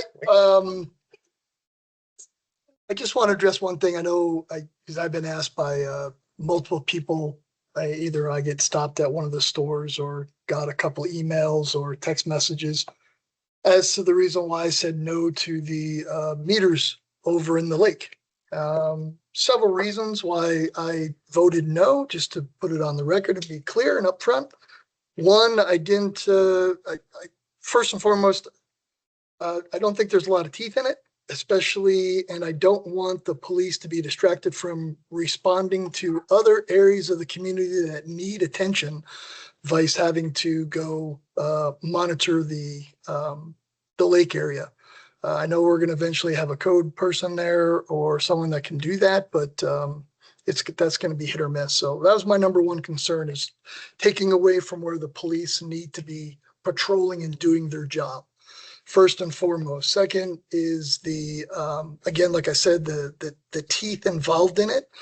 And then lastly, the potential of the problems that it's going to cause by people not wanting to pay, parking in other neighborhoods, although they're public streets, just the potential of traffic congestion, the problem of ingress, egress if there's an emergency, and also the further potential of vandalism in those vehicles as well. So that's what I want to make clear why I said no to the meters. Thanks. Okay, my only comment is to, pile up on the ACO. I did as instructed in my comments. And so I will thank publicly members of the team but I want to be clear that I was instructed to keep it to a generalized statement and not call people out by name. Thank you very much.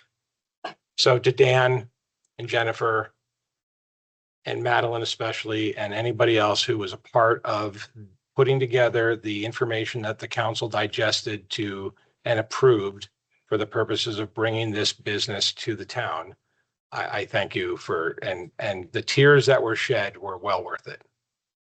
So that's all I have. And it's good to be back.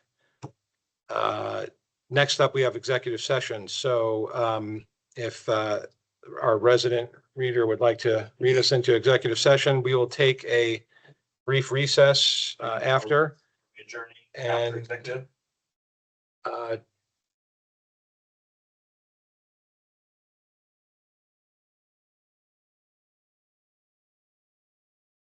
we feel like we are not adjourning. We'll come back into public session. Okay. All right. I will make a motion to enter into executive session pursuant to CRS 24-6-402 sub 4 sub B to receive legal advice from the town attorney regarding planning matters currently before El Paso County on appeal. Second. Motion is second for the first executive session.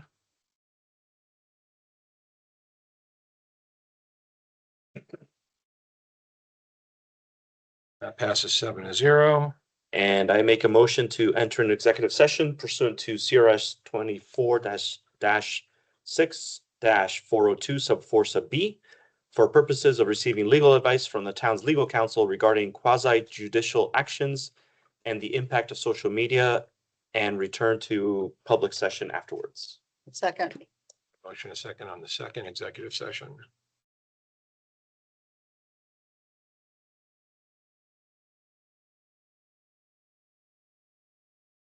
And that motion passes 7-0. Thank you very much for coming, everybody. If those of you are hanging around, I don't know, have an ETA on how long that'll be.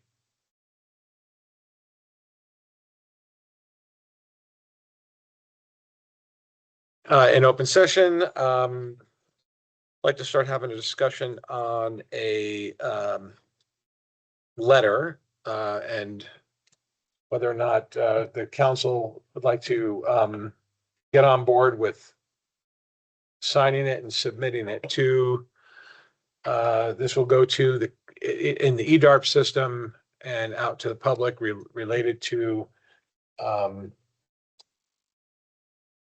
showing support for the county planning department's position on what a convenience store is defined as. Well, it's not really support, is it? Yes. Yeah, we Yes, it supports the county planning department decision. Which was a non-decision. Right, but it also takes it another level. This letter does. Why we don't, that's correct. Yes, thank you. Okay. That's correct. Yeah, and this will be, hopefully it'll carry some weight coming from a town that will be affected by this planning decision. So, Well, one can hope. yes. I read through the letter. I don't have any substantive changes or edits. I like it as written. I like the press release as well as the talking points. Those are going to be very helpful. Thank you, by the way. Is there agreement of the council to, if there is, then I would look to have a motion and we would provide staff direction as to what to do with the press release. Or they can just do what they normally do at press releases because we don't really know. Yeah. Well, all of this is going to be posted to the website, right? The packet, the talking points and the press release. Assuming we vote for it, yes. Yeah, obviously, but this whole packet would essentially be digital. Okay. I'll make a motion. Make a motion that we, the council signs this letter The subject being support for administrative determination ADM 264 and opposition to classification of Buc-ee's as an allowed convenience store use. And that we improve the press release as presented. Second. All right, well, we have a motion and a second. Um,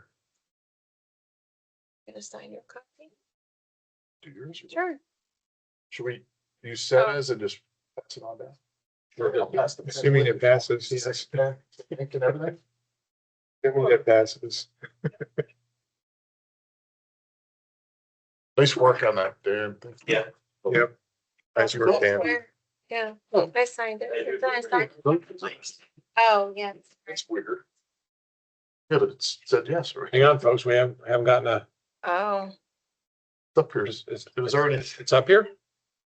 Didn't show up on my Oh, that's screen. for the executive session. Oh. Like, Yeah. Yeah, how could that be? Need the whole thing? what's, Yes. It's not. I voted. It's not. Did you close the window? No, hold on, that's why. Oh, there it is. I'm tired. Come on, Chad. You want to pass these down with my, okay, that motion passed 7-0. Please put your John Hancock on this letter. Oh, and- I didn't sign John Hancock. I signed electronic. That's what I do. oh. Okay, seeing that there is no other business, do I have a motion to adjourn? Yes. So ordered. All in favor? Aye. We are adjourned.